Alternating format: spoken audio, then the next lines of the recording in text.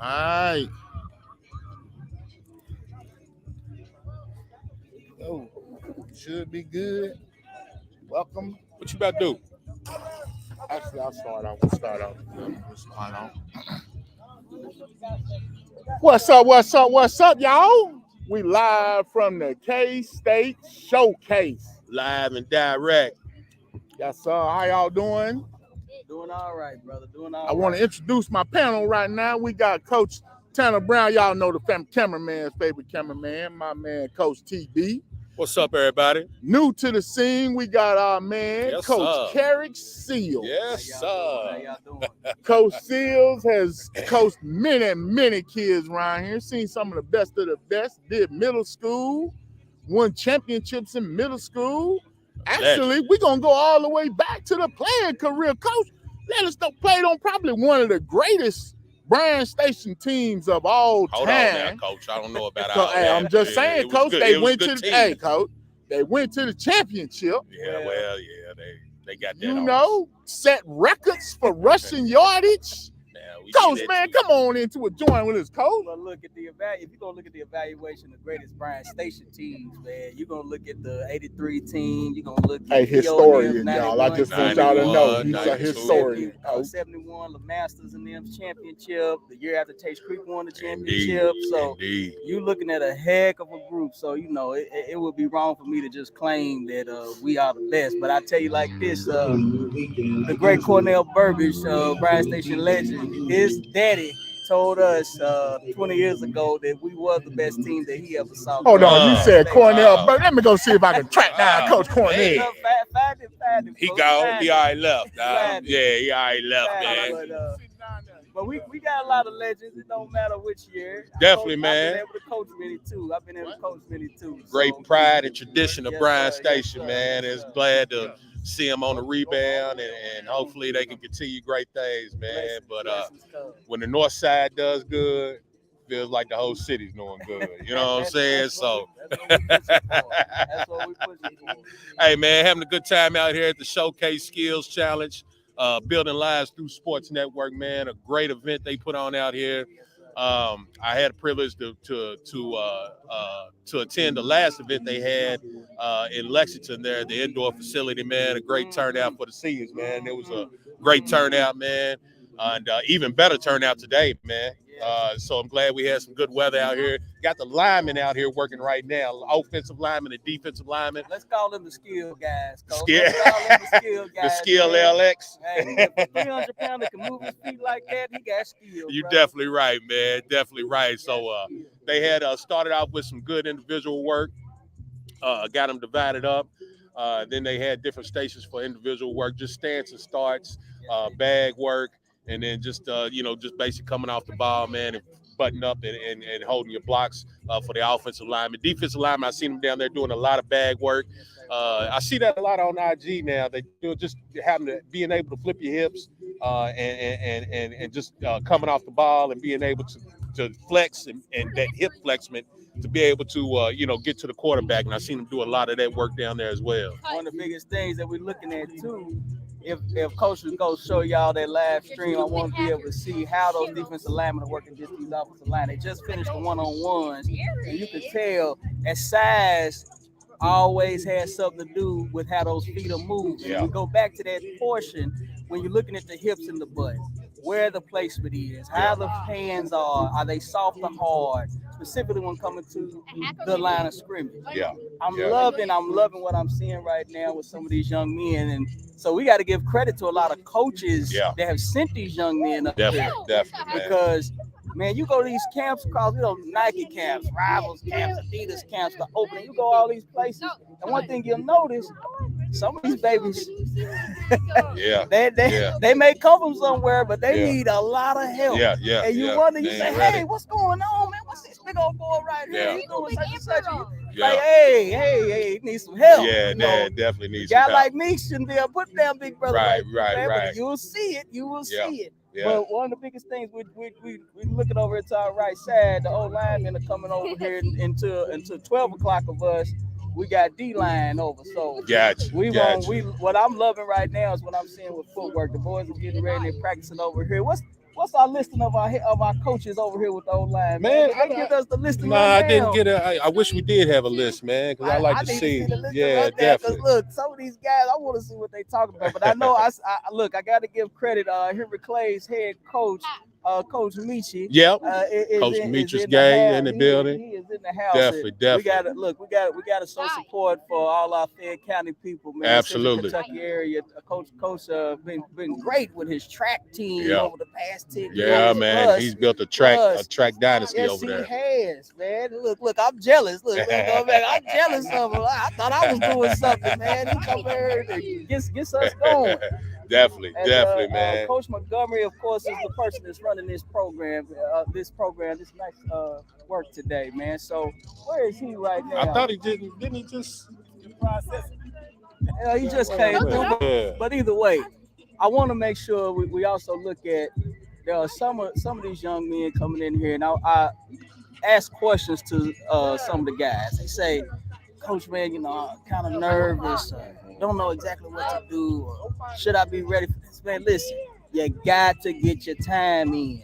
If you don't come to camps or combines, they're two different things. You don't come to a camp or a combine, you never gonna know what to do. Yeah. So come young, come blue. You don't know nothing. Get in here. The more experience you can get, the better. And it's funny you said that, man, because situation with my son, man, I signed him up today to come out here. And I wasn't gonna do it at first because he's 9th grade, and I was like, man, I just waiting. I said, nah, just go on and let him get the work in, man. That's right. You know what I'm saying? Right. He's got to see what he's gonna be competing against when he gets to 12th grade. You know what I'm saying? So I so happy I came out here and let him compete, man. You got to get him to work. And confidence matters, young people. Yeah. Grown folks, confidence matters. Don't tell your son or your child in any sport, no, we ain't going to do that right now. Come and get the work. Find your time. Understand where you are. Yeah. Now I can understand that. Look, some people, they out there, they 5 stars. Yeah. Well, we don't got the 5 stars. Coach, Coach Abney. Okay. Offensive, defensive line. Come on, Coach, have a seat. Y'all talk about the line. Yeah, have a seat here, Coach. Coach Abney. Abney, yes. All right, I'm Coach Tanner Brown. Good to meet you. All right, Coach Carrick Steels. How you doing? Good to meet you. Yeah, man. So we just talking about now you with Bullet. Where you at? North Bullet. North Bullet. Okay. Yes, okay. Tell me a little bit about your team. How'd y'all do last year? Well, we had a little rough year. Had 20 seniors graduate the year before. We were in the region finals. Gotcha. When we had those 20 seniors. So, gotcha. A little down. I got a new coach coming in this year, and sky's the limit. We're looking up. So good things gonna happen. What class are y'all in? We're 5A. 5A. Okay. Gotcha. So tell us a little bit about the offensive linemen and kind of what you think so far, what you see down here about this crop. Well, they're looking pretty good. A lot further along than I probably thought they would be at this point. Not being able to get outside a lot, right? That type thing. So good footwork and in the drills I was watching earlier with the shuttles and that type thing. So.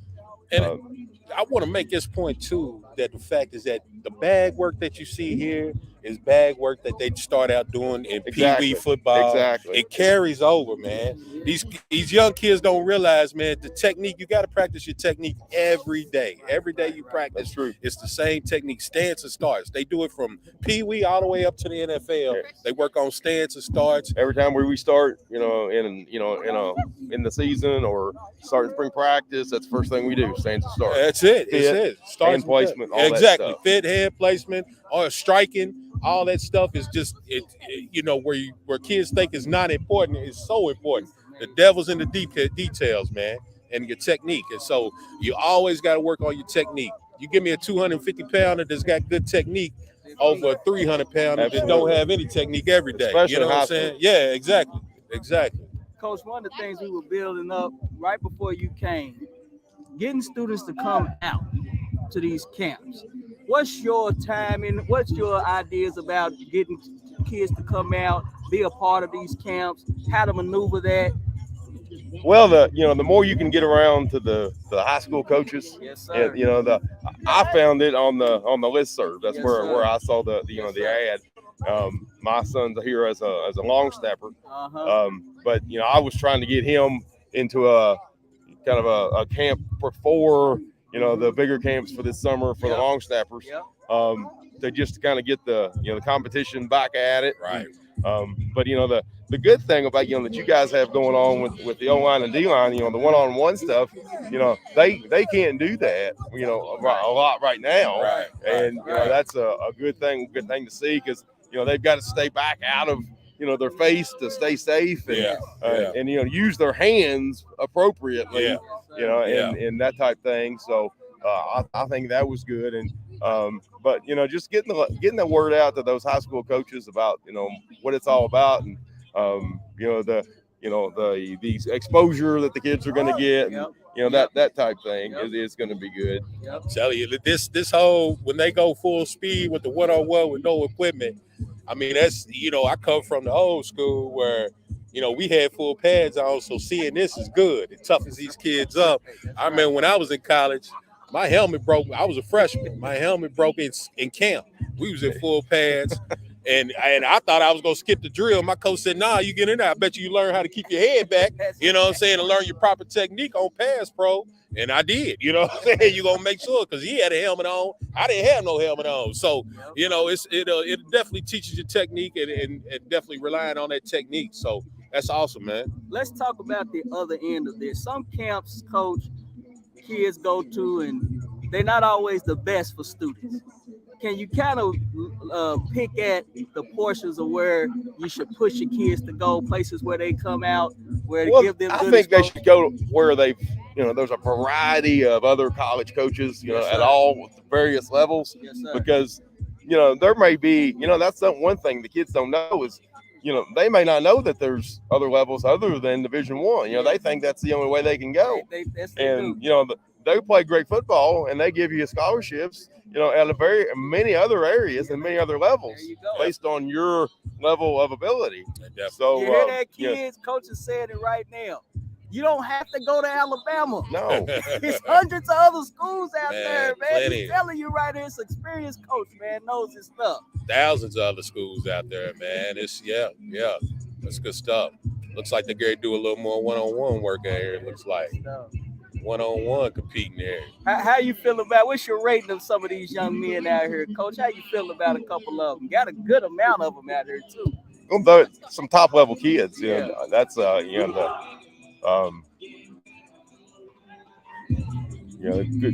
footwork, like I said, good hand placement.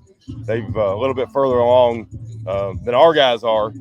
We haven't been able to get outside as much with the weather and that type thing up to this point, but leading into spring practice, hopefully we'll get caught up on those type things. But these guys got a good head start. Something that I really love in here is the energy, coach. You guys have put real energy into this, man. From the coaching staff working, we got folks in the stands, and these kids out here doing their thing. So I got to really give it to you all, what you all put together over the past couple of years, man. Because I've been to a lot of these camps and quiet. You think we were out here playing golf, man? That's not what's going on. Tiger's not out there. Yeah, but I see some young lions out there trying to make something happen, coach. I see them out there. Definitely got to bring a high energy in there to these type of camps. Are they doing full line over there now? Especially when it's a little chilly. Looks like it. Yeah, definitely. Yeah, you're right about that. Special teams, coach. You a special teams working guy? No, he's just a long snapper. One of our former players, got into one of the camps that he traveled with those guys. The Ray guy when it was going on. And so he kind of coaches up my guy. I was actually a long snapper in high school, but I didn't have a lot of training to be that. I just kind of practiced a little bit. I wasn't very consistent. So what you're telling me is we about to get Coach Truck out here with you, go over some long snapping. Maybe. That's what you're telling me. We're going to get that going. So that's what I need to see, Coach. It's all right, man. It's all right down there, man. Get on one-on-one. Coach, we appreciate your time, man. No problem. Take you up anymore. Glad to do it. Good luck to your you season next year. Thank you very much. Thank you. Definitely. Yes, sir. What's our shirt you wear, Coach? Everything. I'll get They popping. You gonna get more now? I'll get I'm still going. Oh, my bad. So they back over to full line. They did one-on-ones about 10 minutes ago. Now they back over to full line, D versus O. Oh, So you all got to tell me, Are you a odd or even front defensive line guy, man? Man, that's a good question, man. I used to come from an odd front. Odd I'm front, just man. learning to adapt to an even front Okay, now. okay. Like having that extra guy down there on that Uh-huh. line scrimmage for some reason, man. See, I went the opposite. I had to learn that odd front, understanding where that nose and placement, putting his hand. So I had to go back and look at them old Holodinado films. Oh, man, yeah, where he yeah, let Ray yeah, Lewis. yeah, Folks yeah. don't talk about Big Tony Saragusa Yeah, alone, yeah. man. They Put kept them Ray hands Lewis on him, clean, kept man. him clean. Yeah, Man, yeah. Look, he need to pay him every day. he You owe him ain't a lying. check, man. He You owe him ain't a lying. check of 3. Definitely, man. These Definitely. young men here, and I know we're gonna get our cameras back over there at some point so you all can see that placement. But All right. I'm loving that footwork and the movement. Yeah. Where y'all want? Some They boys are one-on-ones? getting pushed off. Yeah. Yeah. All right. Some boys are getting pushed off over there, All right. but that shows that they getting their movement going. It is. And I'm loving it. I'm loving that intensity. Boys Coach is on the got- ground right now. All right, What- y'all Coach want got one-on-ones? I'm finna multiple go get camera one. angles I'm over gonna here. go Look get at here, one-on-one. buddy. Yes, We yes, got he the does. multiple camera Yes, angles he going does. on over here, man. Hey, look, he's making this professional. Hey, man, it's Making it happen. CBS Sports over here, baby. CBS Sports. Yes, it is. Yes, it is. We're going to have like Monday Night Football. They got the cable on the screen coming down. Look, I'll take it. Y'all Look, stay tuned, man. We Yes, coming up, sir. baby. Yes, We are sir. coming up. make it happen. That's what's up, man. So when it comes to the big scheme of everything, man, the whole flow. So you coach high school, coach middle school, little league.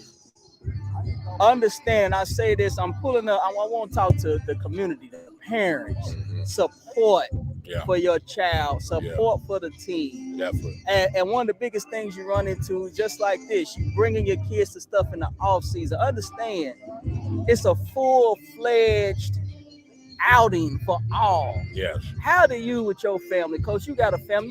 You got young men. Yes. How do you and your family work out the whole structure of being able to push your team, your family as a team, Right? And then being able to support that team? What is it that you all do? Exactly like you said, man. It's just like your family is a team too, and so if you incorporate all aspects of the team, man, and just try to keep everybody moving in one accord, include I got my little 8-year-olds out here. You know what I'm saying? So my wife had knee surgery, so I couldn't get her out.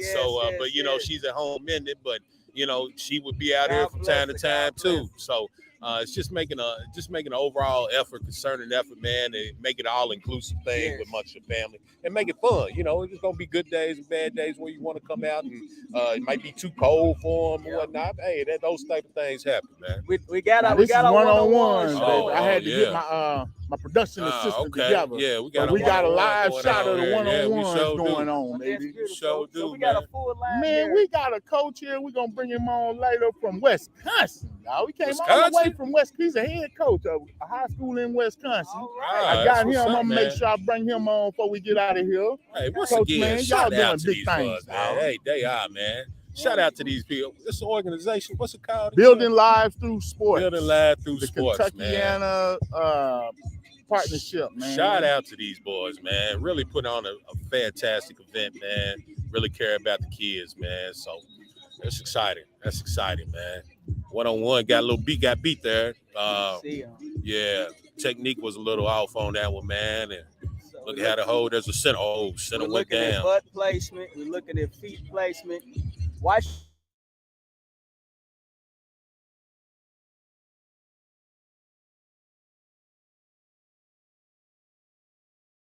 Okay. Yeah.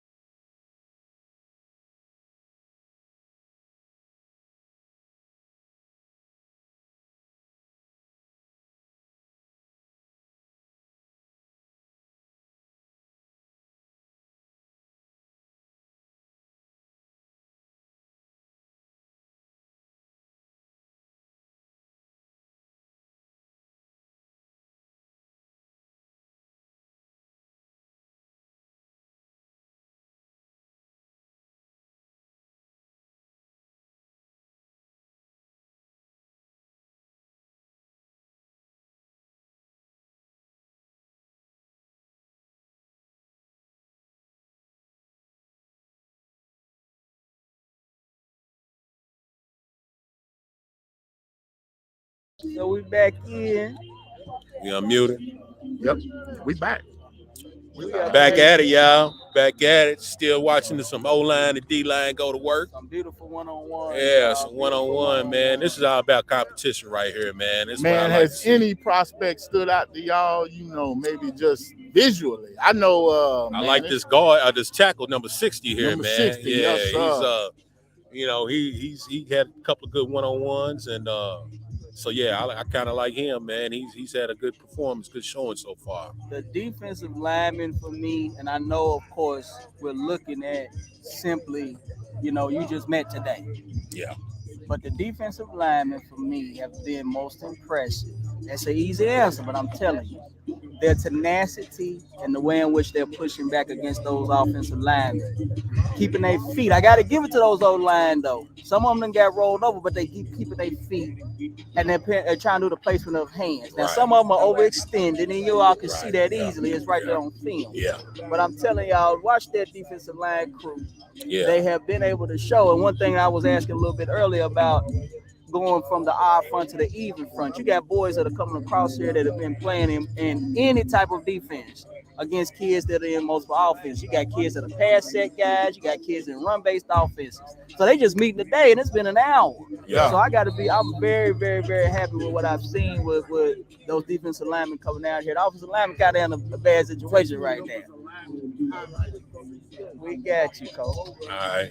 I want to see some of these. You got some of the smaller linemen over here, but that means they probably gonna be back in another year. Right, so right. I want to keep my eye Keep on tabs them on them. Yeah, and man. say, Yeah. okay, what's he doing? What's he Yeah, gonna do? yeah, definitely keep tabs on them. And I know you don't always want to be biased and look at the guy's size, but I got to tell you, number 41 and then the other kid that you were speaking of, I loved how they were looking on that old line. Yeah, crew, man. and I Yeah, couldn't number help 60. but to see it. Yeah, you know? yeah. It looked like a good sandwich from Yeah, there. yeah. I'm a hungry man. So I'll tell you, I said, man, look at them boy. Big 60 was looking nice. Yeah. They definitely fit the bill. They look like it. You know what I'm saying? You know, look the part. hey, They look the part. look like Tarzan as long as they don't play like Jane. You know what I'm saying? That's the big one. And folks who are watching, one thing is, I'm pretty sure at this point, I got to check compliance to make sure, but the recruiting situation right now is not, they're not in compliance right now. There's no legality right now, so it's kind of a dead period. Oh, right now. okay. So Okay. I think that's one of the reasons why people can't really be involved other than those who are running the camp. Oh, okay. So I think that's why some people, off to the side have nothing to do with it, and so they just come following observe rules and stuff. They're Okay. following the exact rules as That they makes should sense. be. Yeah. I don't have paperwork in front of me, so I can't say for sure the timing, but I know that there are realities to what we have to do to follow the correct Definitely want to direction. make sure we are in compliance with all that. Don't want to jeopardize any of these young men's eligibilities or That's get right. anybody in And trouble we or want anything these like coaches that. to keep their jobs. Right. Yeah. Don't want anybody. These Yeah, guys are definitely, good man. for So, days. yeah, I agree with that, man. I agree. That's good stuff, man. We tell one of the things too with our D linemen, man. Look. Last time I ever played on the defensive line, I was in the 8th grade.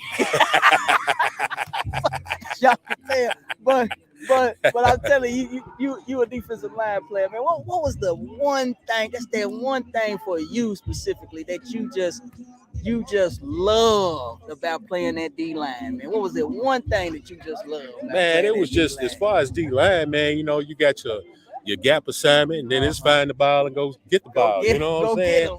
So yeah, that's love. That's the thing I loved about it, man. Just the freedom of with O-line, there's a lot of blocking assignments, and if this man does here, you go here, you can climb next level. If he slants hard, you go around, you know what I'm saying? All types of stuff. So with D-line, O-line, it's now, man, you can take the right angle, you hold your gap, make sure nobody comes through that gap, you don't get rolled out your gap, and then go find the ball. You know what I'm saying?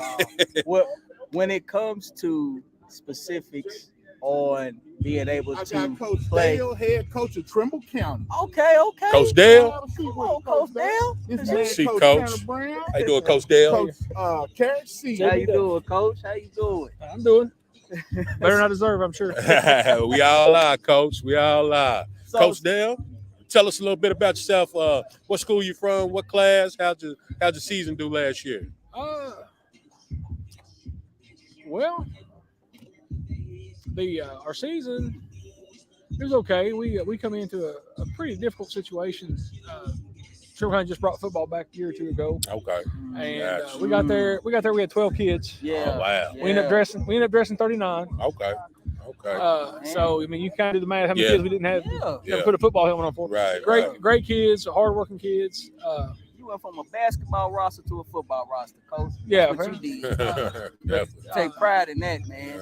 Yeah, we beat the hallways there and got some kids out. This is my 24th. This will be my 24th year. All right, Coach. I was at Scott High, Taylor Mill previously, Okay. and Hanover College, and Lloyd Memorial, and Carroll County, Prestonsburg. Oh, you've been around the corner. Yeah. You have been around the block, ain't you? Yeah. Well, we're going to jump to that real quick. You being at those specifically NAIA Division III, Division II schools, talk about to those people, man, about those levels of divisions and students being able to understand that they don't all have to go to Georgia and Alabama. Correct. The beauty of football, the beauty of football just lies in numbers. That there is a level for everybody, and you've got to find your niche. You got to find where you fit. Stuff like this is just great exposure because you get those smaller schools that don't have the budget to go. Like when I was at Hanover, we wore these things out. Yeah. And Coach Montgomery he does such a great job. Yes. They do a phenomenal job. And but it is every kid wants to go to the SEC schools and everything. Yeah. That's why I always tell kids all the time. I never wanted to be this quarterback. Yeah, I'd play my hand on the ground. So, Right. Right. But this is just provides such a great opportunity for these guys. And I can speak from experience. You'll find that guy. There's when my kids are like, good job, Mace. Good job. How do you feel about some of the kids that are out here today? What's your evaluation? This is a pretty good group. I was surprised. I was just talking to some kids. There's a couple familiar faces that you've seen. Yeah. You see like with you guys and everything. The Tates Creek kids and those kids. Right, I seen you guys. I seen y'all talking. Your little sound bites and stuff. But I was just amazed. There's good job, Mace. I'm sorry, guys. That's right. what you're supposed to be doing, Coach. There's kids from Tennessee, West Virginia, All over, man. Michigan. I was talking to one group from Michigan. They drove 11 hours. Yeah. And you have this day and age. We talk about the world being smaller anyway. Yeah. But you still have to get out and go out and make yourself marketable, and so on and so forth. Right. Because you can talk about. You can talk about all that till you're blue in your face, but you've got to make an effort. Yeah. And You got to show and prove sometimes. Yeah. You got to show and prove. Being Man. able to maneuver camps, Coach, being able to market, as you're saying, can you give kind of a rundown or suggestion that you may have for some students that may be attending or coming to some of these camps? The biggest thing that I run into, it is the marketing, because you'll get all the flash and all that stuff. Yep. The one thing that really, I'm gonna say, bothers me. I know it takes money to run these camps, but some of the costs are insane. Yes. Talk about it. This was a relatively this one's awesome. inexpensive one. This one's relatively a cheap one. Yes. This is great. costly. You cannot get the exposure these guys are getting here. For what's the high end of this? $50. $50. If you were late You signed up registration. today. Yes. That's the high you're end. gonna. I've seen them $200, $300, $400 and up. And honestly, you are going to pay that for a recruiting, or for I won't say recruiting, to get on a mailing list. Yeah. Get on the mailing list. Yeah. There you go. We've seen it, and like I said, Coach Montgomery. He's very reputable, and everything they got going on, and just the outreach that he does, it's pretty. It's pretty impressive, and there are some groups. FBU's not bad. Yep. FBU does they do a great job, and that's me speaking both ends as working those camps. Yep.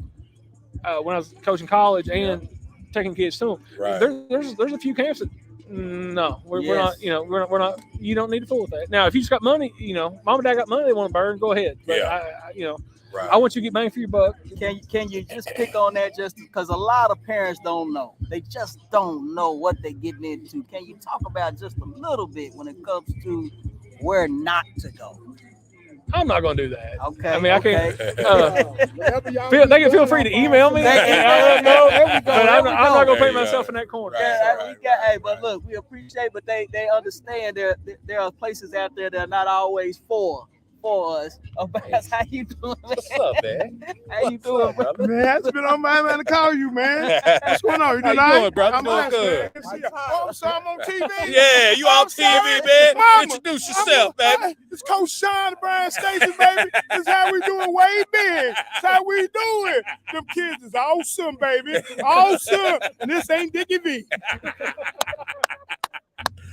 Pleasure going live, man. You never know who's gonna pop up on you, man. That's how it works. But Coach, we really appreciate you and your time.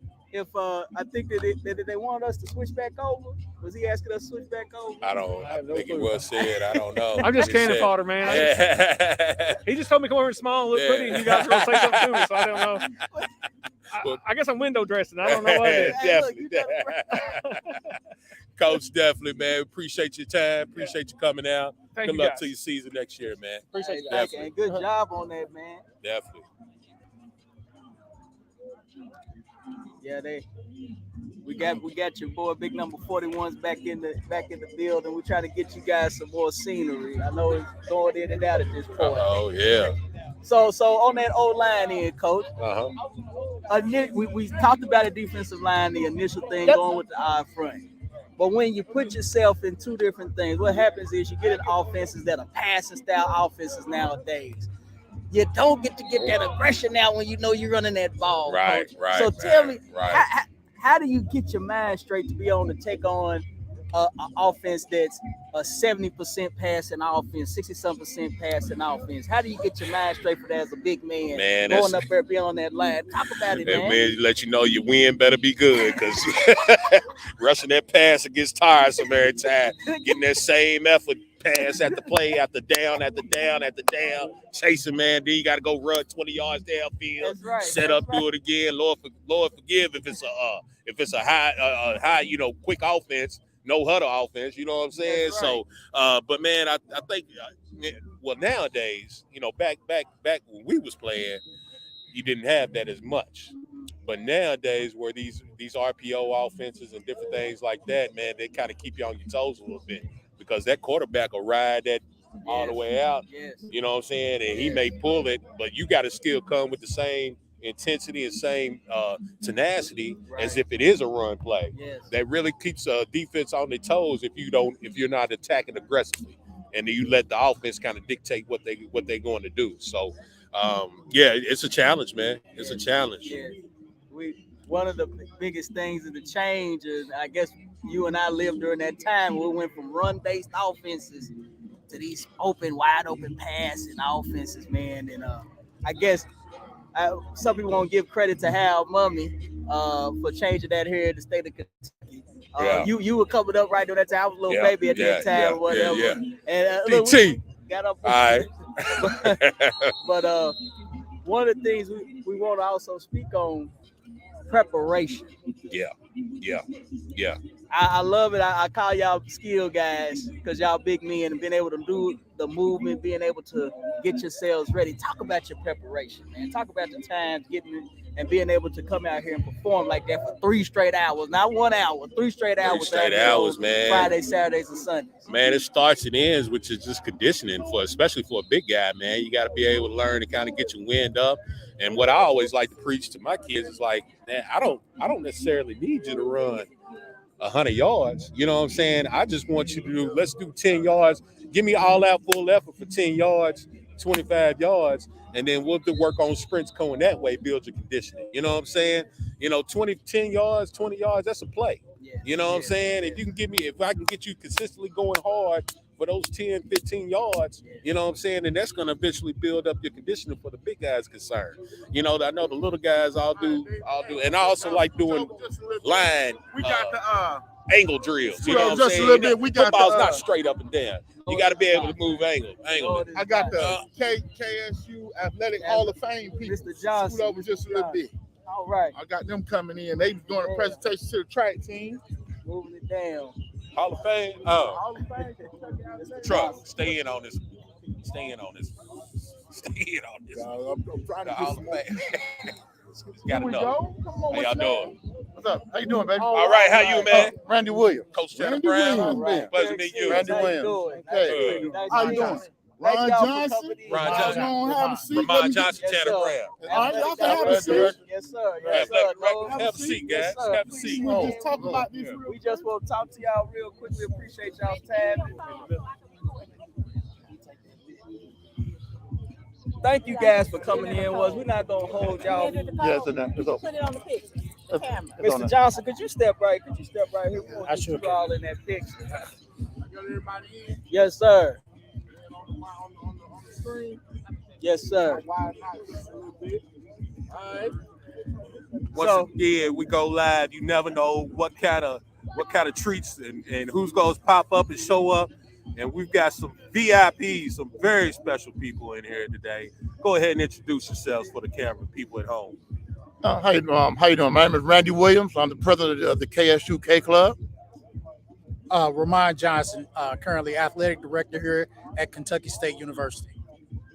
Hey, I'm gonna let you alumni go ahead and talk over here. I went to Alabama A&M, so I'm stay on the outside. I almost went there too. You did? Yeah. I lived in Alabama for 5 years. So, but first off, thank you all for attending and coming in to work with us, and thank you all for letting us have this program here at our fabulous alma mater, KSU. Yes, sir. We want to first talk to you all thoroughbreds about how this whole situation got started the past 2 years. You know, we had COVID, a lot of things were going on, but we were allowed to come out here and use that. Can you kind of tell us a little background about us being able to have Mr. Montgomery come and work with you all? Well, as an alumni of Kentucky State University myself, Mr. Montgomery, he reached out and he talked to us about the things that he was doing in the community, this being one of them. And Kentucky State University is a community partner. We try very hard to bridge that gap between the community and the university, and we saw this as a very opportunistic opportunity so that we can actually showcase the talent that we have here in Kentucky and the connecting states, Yes, sir. as well as show off our beautiful campus and what we have to offer here at Kentucky State University. That's awesome. That's awesome, man. Now I heard there was a presentation made to the track team. Was that true? Yeah, that's true. Okay. My bad. I wasn't supposed to say. I jumped the gun on that. I see that big thing laying down there. You leaving that bulldog to say jump the gun there, you know. But so glad that you all are able to come out and just be a part of this out here for these young kids, man, and give them an opportunity to see to showcase their skills and their talents. No doubt, there's probably some future thoroughbreds out here among them. So we definitely are proud for that, and glad that you all are able to come out here and be a part of that as well too. Well, we made a point to make sure that I know the athletic director here, he supports this wholeheartedly, and we did because the K Club and a few of our members made some contributions to make sure this go off. Yes, sir. And after I met Mr. Montgomery, he called me and I said, "Look, you get it, we'll help." And so we won, and I'm from Detroit. Oh, okay. That's right, Motor City. Yeah, Motor City. And that's right. I'll let you know What without high Detroit. school? What high school? And I went to Detroit Cooley, baby. Okay. You know how it is. Yeah. But- Tell 'em. I know there's some people from Detroit Denby here. I think Cass Tech. Yeah, Cass. I'm not sure King. I thought they were coming, but there's 3 or 4. They drove all the way down here to be at this function. Yes. Wow.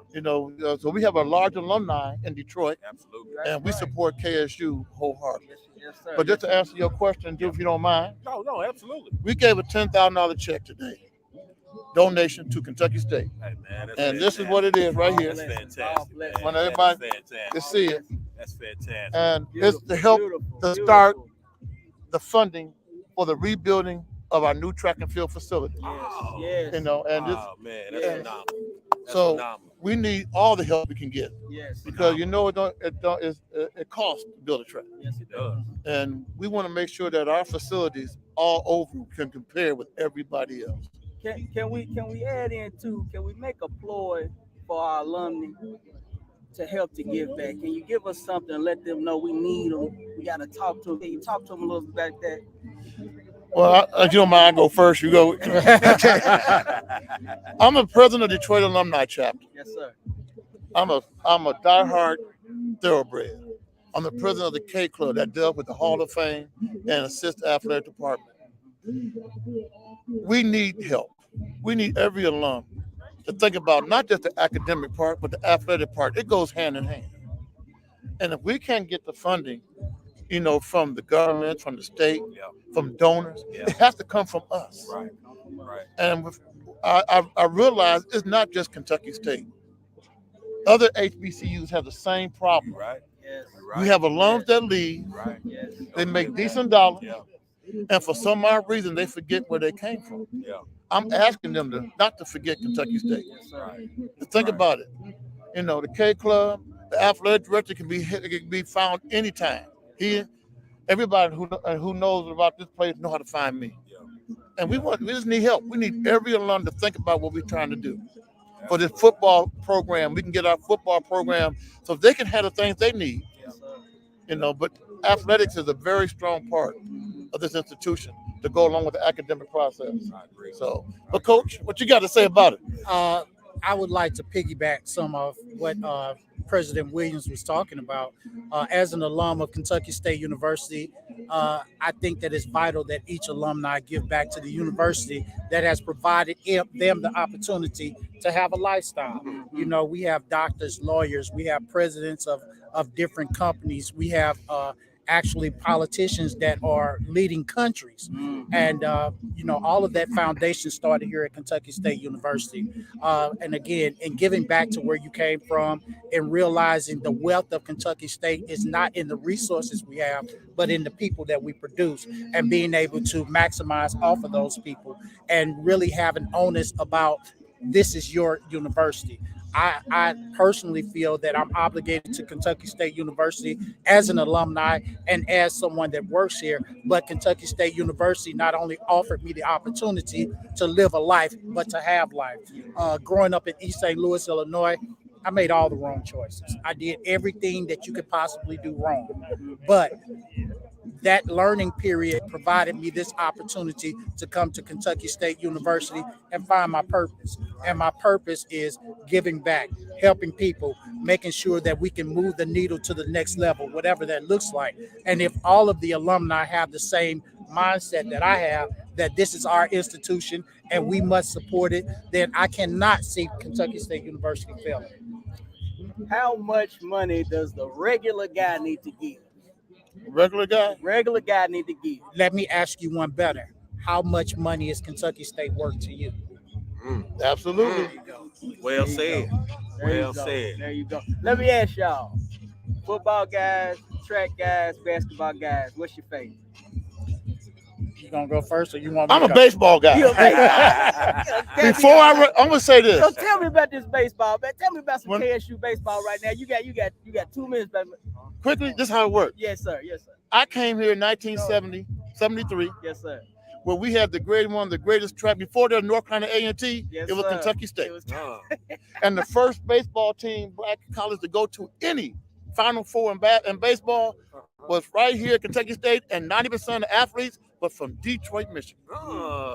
I played represent. Right, I played baseball first, Yes, sir. but I found out that I can go to school free, running track, Wow. and I came here free, Wow. 4 years, Yes, sir. Wow. and I got to get back Got it. because it gave me something. Absolutely. So you want to know what it is? That's what it is. Now don't get me wrong. I'm Come a on, baseball come on. bat. I love basketball. I love football. But track is number 2. Even though I'm a track guy, You a 400 guy? You a spin? What you do? can I tell you the truth? Come on, man. I don't want to brag though. No, you gotta tell it. shoot. We talking track now. I got more All-Americans than any athlete in the history of Kentucky State. Is that right? I'm a Guess who you two-time. brought me? I'm a two-time NCAA You national got it. champion. There you go. There you go. I'm an 11-time NCAA All-American. Over at Hanging on it. Bama. I'm a K Club, a KSU Hall of Famer, Speak on it. Right. and I am a NCAA Hall of Famer for track and field. Right. Speak And on I'm it, going to do man. whatever I can to help this man, this AD, Yes, get sir. that track right. Because if it That's wasn't right. for Kentucky State giving me what I did in track, There you go. where would I be today? Man, that's There awesome. you go. That's awesome. There you And go. I'm not trying to brag. I was just wanting to let y'all know what it is. You got credentials. You Thank letting us know your credentials. And that he does. And I know you guys don't expect me to go after him. It's okay. It's okay. But to answer your question, and I like to use this analogy. I played football and ran track here at Kentucky State University and in high school. If I had to make the analogy, track was my wife and football was my girlfriend. Gotcha. You know, football it was sexy. The crowd's going to be in the stand. Everybody's going to be rooting for you. But on that track, that's when you learn those lessons in life. That's when you learn that it's you against the world, and nobody's going to hold your hand. Because when you cross that finish line, Right. it's you and no one else. It's you against the clock. So track teaches you that individualism and that grit, that grind. Football teaches you how to showcase it. Right. That's right. awesome. Wait. What year you come out? He gave me his year. What year you come out? 96. 96. Okay. 96. Wait. Right before Coach Smalls. Right before Coach Right Small. before Coach He Smalls. came in when I was leaving That's out. what. Got you. Right. Yes. That's awesome. That's wonderful. That's wonderful. Definitely, man. Well, listen, guys, not gonna take up too much of your time, man. But thank you all so much. It's been a real privilege and an honor, man, for having you guys sit. Wait. on Make our sure, please, give us some information, email address, phone number. Let us know that so we can be able to get to you all, talk to you And all. also for those that want to give, how would they go about giving as well, too? Go ahead, go. Well, I'll start. It's easy to find me. Again, my name is Ramon Johnson. That's RAMON. I can be found here at Kentucky State University, and my email address is ramon.johnson@kysu.edu. If you want to contact me by phone, my office phone is 502-597-6655, or you can reach me by cell at 502-234-4262. Again, that's ramon.johnson@kysu.edu. And mine is going to be a little different. I'm retired, so don't call after 12. but my name is Randy Williams again. My email is maddogsports, MADDOGSPORTS, maddogsports@AOL.com. Now my phone number is 313-283-4618. Just to let you know, my wife, she knows when she married me, there's two things that's important in order to stay married.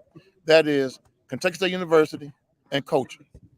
But at 12 o'clock, my phone ringing, and she might not be too happy. But you can call me in the day, afternoon, and evening. And but we need your help. Anything you can do to help us by going to Coach Johnson or myself, we really appreciate it. Definitely.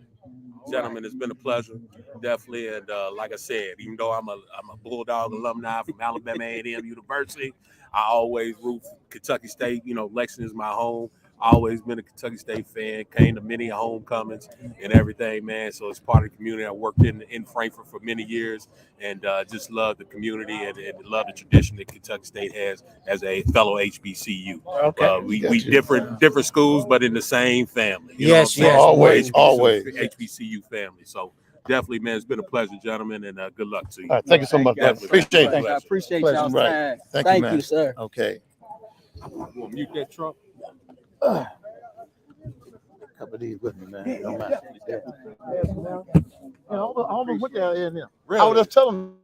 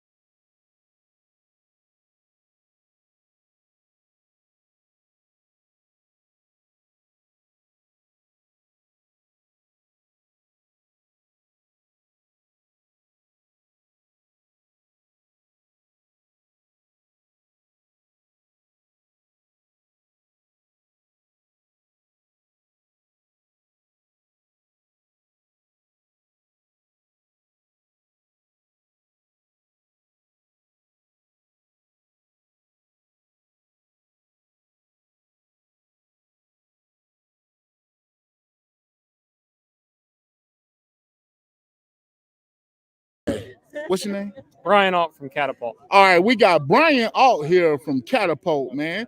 Brian, I seen you giving out some vests, you know what I'm saying? Just Sure. kind of tell us about the whole Catapult system. Absolutely, man. So we're a scouting service for about over 250 colleges around. You know, we have 545 college coaches. They pay us here from the Midwest, and so we have some of our vests out there. And what those vests do is they get their speed miles per hour. It's a good way to get speed and explosiveness metrics and things like that. So it's all really good.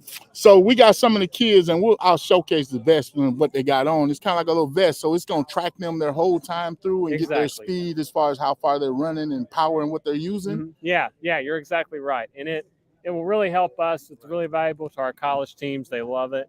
And it helps us get good data on them as well, so it's pretty good. All right, man. So what brought y'all here to this camp? Well, Kentucky is one of the states in my area, and so I have 5 states total. I have Ohio, Indiana, Michigan, and Illinois, and then Kentucky as well. And so I know Ryan Montgomery really well. I've come to it for the past 3 years, so it's all really well run camp, and we really like it. All right, well, appreciate you, man. Absolutely, and looking forward to more big things from you guys. Absolutely. And keep doing what you're doing. Thank you, sir. Anytime, man. Thank you. Yes, sir.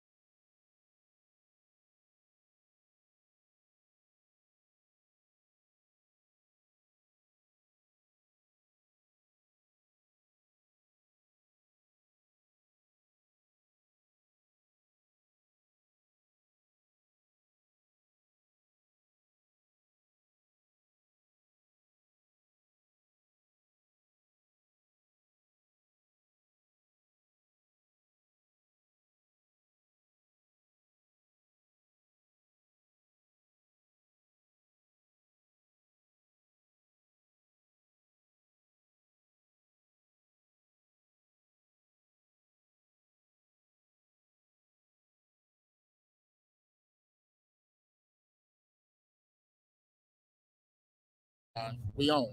Hot mic. Go ahead. All right, we have Coach Demetrius Gay here, head coach, great KSU alumni. How you doing, Coach Gay? I'm doing all right. Look, I want you to tell us about, because we're gonna always show support here. Tell us about this camp and your workings with Mr. Montgomery and the other coaches here. Actually, a great camp. You get to see, kids who normally don't get to showcase their talent. You get to see them out here doing some good things. Brian, I think about 2 years ago, we kind of hooked up and things, and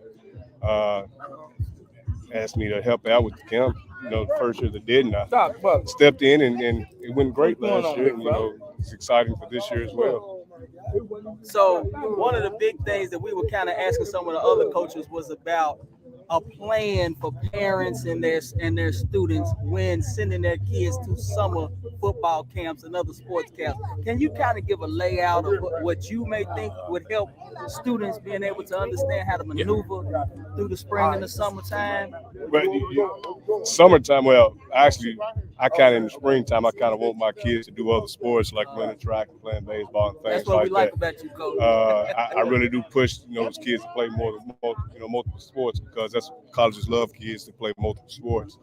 Going into the summer, I send out to all my kids all the different camps they have. Ryan does a good job of, finding all the camps and things, and I send it out to my kids and parents. And you kind of pick which one is going to, fit you, and you go to it. Of course, all the camps cost, and you got to find out which one is in your budget. Yes, that's right. That's right.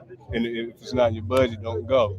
But if it is in your budget, take advantage of it, especially the ones here in Kentucky. You do want to go to those, because there are a lot of schools that go to those camps for those kids.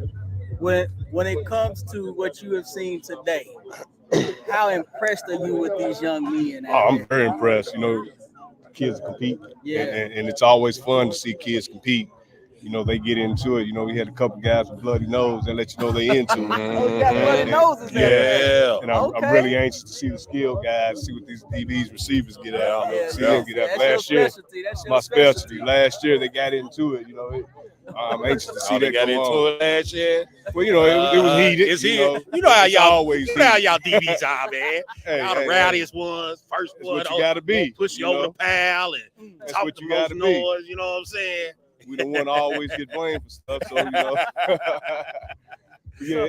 I'm really anxious to see these guys compete. It's always good, to see this. So before I let go of you, because Coach Trust go push me out. We're gonna get you together. We're gonna get this team together. Let's talk about high school football real quick, man. What we got planning for this year, man? I'm ready to see my Blue Devils, man. I'm still, I'm a station night. I'm still support you. I'm a station matter of fact, this whole panel station, though. Just want y'all to know. All right. Whoever's watching. That's all right. So we still But the thing is, everybody wants to be a Blue Devil. Everybody wants to be a Blue Devil. So, we got kids, a lot of new kids are coming out, and we got them in the weight room. We've actually got some equipment that we really needed for our kids to improve on. I'm just looking for the guys to improve. The coaches are doing a good job with them, and just hopefully these kids just listen to what we tell them, and trying to teach them, and we go from there. Well, last part, because I got just a little bit more time. Explain to my students and parents about Registration. when and how to prepare them for that full 4 years of school, high school, while before jumping into college. Because this is what they come in here for. They thinking about going to college. Can you talk a little bit about that before I let you go? High school is like a stepping stone to college, and you got to take your education serious when you're in high school, because that kind of leads you right into high school, to college. And if you ain't taking your academics serious in high school, it's going to be tough for you at the college level. That's the one thing we preach every day after practice. Make sure you get in your education. Make sure you stay on top of your books. And unfortunately, a lot of kids don't, listen to what we tell them, and then going into the next year, we don't have them because they're ineligible. So if every kid understands that your education is the most important thing, because I always tell my kids, you could get injured and your football's not there, so then what you're going to have to fall back on. You've got to have that education to fall back on. You got to. It's important. It's the most important thing while you're playing, while you're in school. Well, Coach Gay, he's pushing me off. I want more time with you, so I'm gonna hunt you down the rest of this season. But thank you, You know, so much. you got my for your number. time. You know, we do whatever we got to do. Thank All you so much for your time. Appreciate it. No Meech. problem. I see you guys. Definitely, man. All I'll right. let I'm you, man. still a Yep. defender, but I'm Yep. gonna support you. I'm gonna support you. Like I said, everybody wanted to be a Blue Devil. Look. He's still back there hanging out like he don't want to. I know you wanted to be. I was eating. I didn't want to be on the camera. Yeah, all right. I need these chairs. We moving down. Yeah. Come on, y'all. Hey, big guy, good day today. Thank you. Yeah. So look at him. All right. Up. There you go. Come on, Coach. Coach, what's your Carr. Coach Carr. Took that red one, didn't you, Taygo? And who we got? Preston, right? Yes, sir. Preston. All right. Out of Anderson County. Davis County. Davis County. Davis County. I'm just saying stuff. Yeah.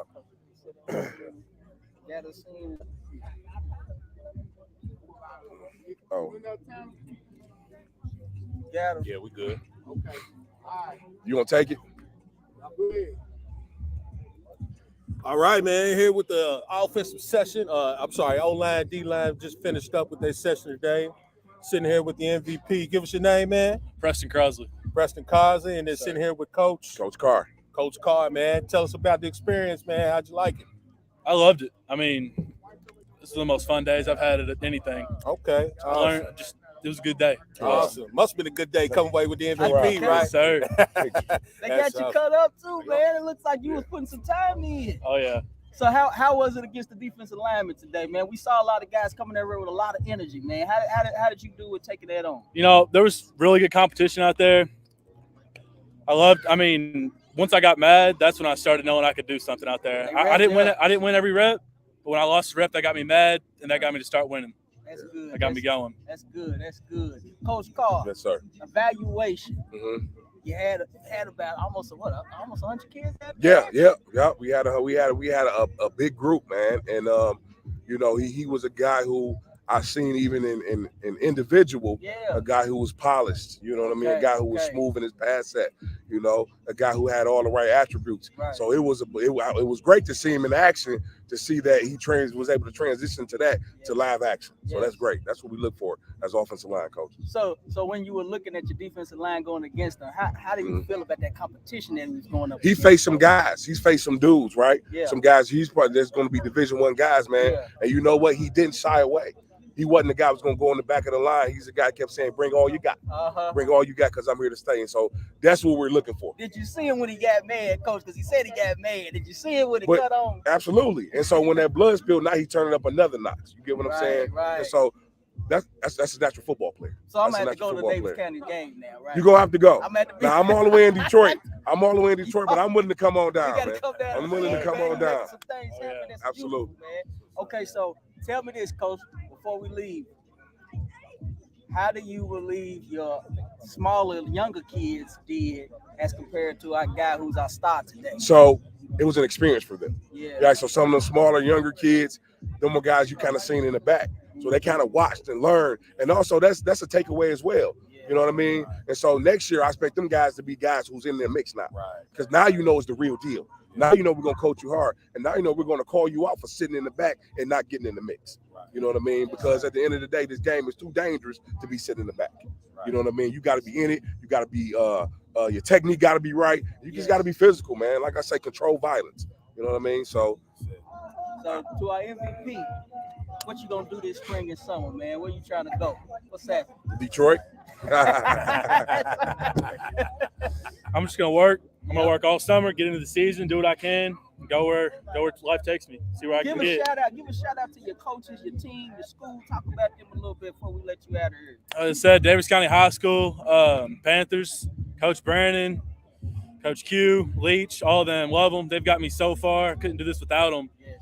And then I got our offensive line. It's a brotherhood. Yes. Absolutely. It's a brotherhood.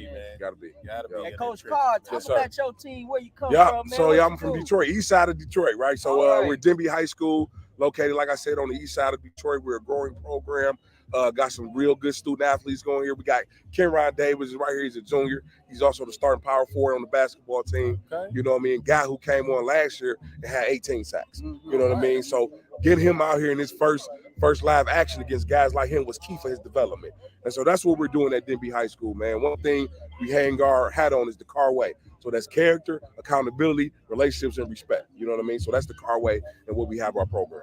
It's good out here getting these kids and exposed and basically realizing, man, you don't have to win every rep. Dope. Just go out here and compete, man. Yep. You know what I'm saying? Absolutely. Compete. I take everything as a learning experience Yep. on where you get better at and how to improve, man. So big kudos to you, man, Yes, for sir. the MVP, and thanks, Coach, for donating your time out here, man. Man, For absolutely. real, good luck to y'all Absolutely. next season. Yes, sir. Yes, sir. Definitely. Thank All y'all right. for y'all Thank time. you. and All right, y'all brother. today. Yep. You got blooded up at the camp. Oh, yeah, my man. You was, Absolutely. Oh, you want to do the? Yeah, we'll do. Oh, yeah, bring him down. Yeah, Shit. yeah, yeah. We got. And we got You got your lying. defense MVP. we could. no, he's an upcoming guy. 103 was the defensive MVP. What more defensive MVP at? I'm sorry, y'all. We got one more Yeah. coming. Let's feel with him first. And then Yeah, we can. yeah. Yeah, we can talk to him real quick. Come on, Skin Ryan, have a seat. Yeah. Yes, sir. East side. So look, y'all gotta tell me a little bit about that. I don't know everything about Detroit. One of my guys works with me as a Detroit guy. So tell me first about this Cash Tech thing. So what's up with that? So no, Cash Tech is a story program. You know, it's a program where they're going to have 15 or 1,000, 2,000 students. Great program, championships. They're a division. They're in Division 1. As far as the state of Michigan, Is that the largest or the yes, the small? largest. That's the largest. That's the Division largest. one here. So Okay. they're going to get every year. They're going to have 10 guys playing Division 1 football. Gotcha, You know what I mean? So yeah. So wait, absolutely. Jerome Bettis. McKenzie. Is He went to McKenzie High School. McKenzie. Yeah, went to McKenzie. Okay. Yeah. All right. And so, young man, let's give your school your shout out. Talk about your coaches. Talk about y'all tradition. Tell us a little bit about yourself, and then we're gonna roll on to what we talk about here. Like they said, I'm Keron Davis, class of 2023, and I want to give Coach Carr a shout out for one because he the reason I started playing football. All right. And I want to give my basketball coach a shout out because he actually encouraged me to play with Coach Carr. Okay. I want to shout Denby out because they show so much love. Absolutely. So it's actually a great school to go to because of the name that people try to build upon it. Yeah. It ain't really as they try to make it. I feel better looking. So I say I want to give a shout out to my principal Get the whole too, because she always in support of everything we do. That's And wonderful. it's That's just all wonderful. love. When you hear about an administrator supporting the students, supporting the kids, that's wonderful to hear. Yeah. We don't get that all the time, man. Absolutely. So that's a great thing. Mhm. So how was your experience today, young man? How do you feel about coming to? Is this your first ever camp? Yeah. It's your first ever man. camp, First man. ever. Ooh, All right, man. talk about that. Well, I know I got the skill set and the mindset to do everything I want to do and be better at it. But today, you feel me? I was more so on like watching other people, but at the same time, I was getting in the mix a little bit. Right. So next year, my main goal next year is to like come back and just dominate it, because I see that I can dominate it. Right. So with that being said, I see y'all next year. That's what I want to hear. Coach Yep. Carr, Yes, your sir. evaluation for this young man today, right here in his face. Yep. What No, he so put I there, mean, how did so I'm a guy who's going to coach guys hard Yeah. and be completely transparent, Yes. right? I know he was going to be starstruck once he got here. Mhm. You know what I mean? But I did see him mix it up with 60.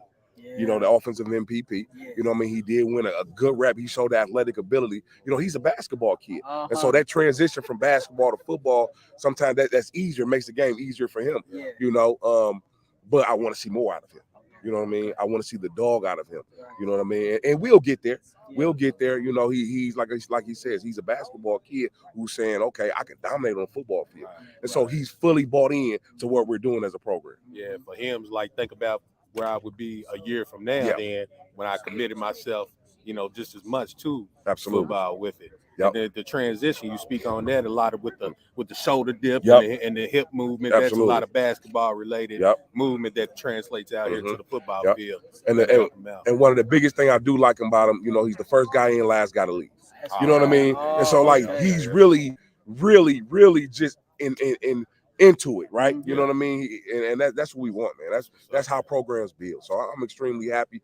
I'm extremely glad to be part of his development. And I just can't wait till this season. He's gonna be a force in the city.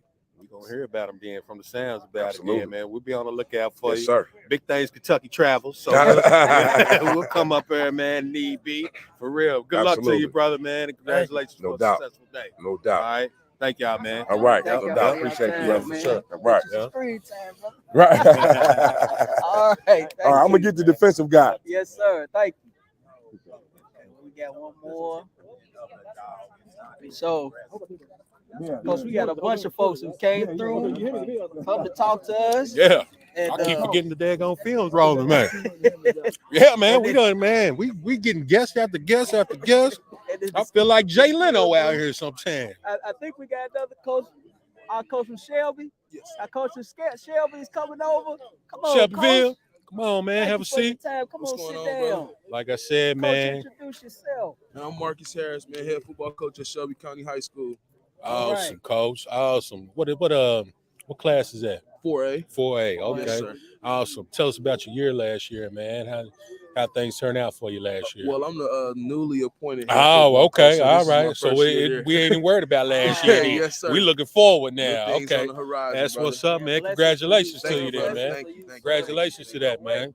What so as a new coming in with fresh eyes Yes, to a sir. new program, what's some things that you're looking at this? Hey, we got some good things going here. What's some opportunities that you see that you need to address Absolutely. in the program? Well, it's just a culture shift. We got a bunch of good kids there, willing to work, hardworking kids, supportive administration, supportive athletic directors. So there's great things on the horizon. There are, sinking money into the program, new facilities, new field, new field house. So great things on the horizon. There are a bunch of hungry kids willing to learn, willing to listen. We building discipline from the foundation, so I'm excited. Awesome. That's good stuff, man. How many kids you bring up today, if any? We did not bring any today. We have a lot of multi-sport athletes. Oh, okay. So they are at their prospective baseball or track and field meets. And we actually went on spring break, so we had some kids go on vacation. Yeah. They got to deal with that vacation, man. Definitely. Sometimes a break is good for them. So they've been working hard, man. How do you feel about the talent that was out here today, specifically with the O-line and D-line, Coach? Man, absolutely, man. To be able to bring a lot of talent from across different states to cross in here, and these guys, they came out, they were willing to work, took a lot of coaching. There were great guys out here, a couple of dogs. There were some dogs out here. Yes, sir. Definitely. Now, is this your first time coming to this? Yes, sir. Okay. Yes, sir. This is my first time working this camp with Coach Montgomery. Gotcha. And it's been a blessing, man. Been a blessing to be out here with a great group of coaches, great group of guys. Wonderful turnout too, Yes, by the sir. way, man. And a I would beautiful never day. expect Beautiful it. day, Yeah, man. good football day, man. Yes, sir. Yes, sir. Let's everybody remember, football ain't just a hot weather sport. Now you're gonna have to play in some conditions sometimes. Yes, sir, man. Yeah, definitely, man. Definitely. What are you looking for out here in terms of now? If you're a coach and you're out here evaluating, what are some of the things we're talking about the skill guys now? So you got your DBs, your corners, your quarterbacks, and different things of that nature. What are some overall characteristics maybe you kind of looking for as they get ready to do this agility setup? Look like some cone work here. Absolutely, man. First and foremost, just attention to detail, willingness to learn, man. Attitude and effort goes a long way. So guys coming from the prospective schools, being able to put different coaching perspectives in their toolbox, and just that competitive spirit, man. You out here at camp, you paid your money, your parents made a way for you to get here, so I believe in competing at a high level. For sure, man. Yes, sir. For sure. Definitely going to see that today. These DBs like to mix it up a little bit, man, Yes, with sir. these receivers. So Absolutely. I'm expecting some spirited one-on-one competition out here, man. Yes, sir. Healthy competition is good for the soul. Yeah, brother. absolutely. Yes, Definitely, sir. man. Yes, You're sir. definitely right, man. Yes, Coach, sir. Coach, before we let you go, Absolutely, man. being a brand new head coach, I see the smile. Man, I done yes, been sir. through it. Tell me your feelings right now, Coach, because it's brand new. Ain't nothing tarnished right Absolutely. now. Tell me them Absolutely. feelings right now. What you got? What's in you right now? Well, like Coach? I've been telling everybody, man, this is a God thing, man. Yeah. God is He's my source. These things on earth are resources, man. So being able to be embraced by the community, be embraced by, administration and them believing in the Coach Harris brand and being able to shift the culture, man, it's been nothing but a blessing. So I'm excited.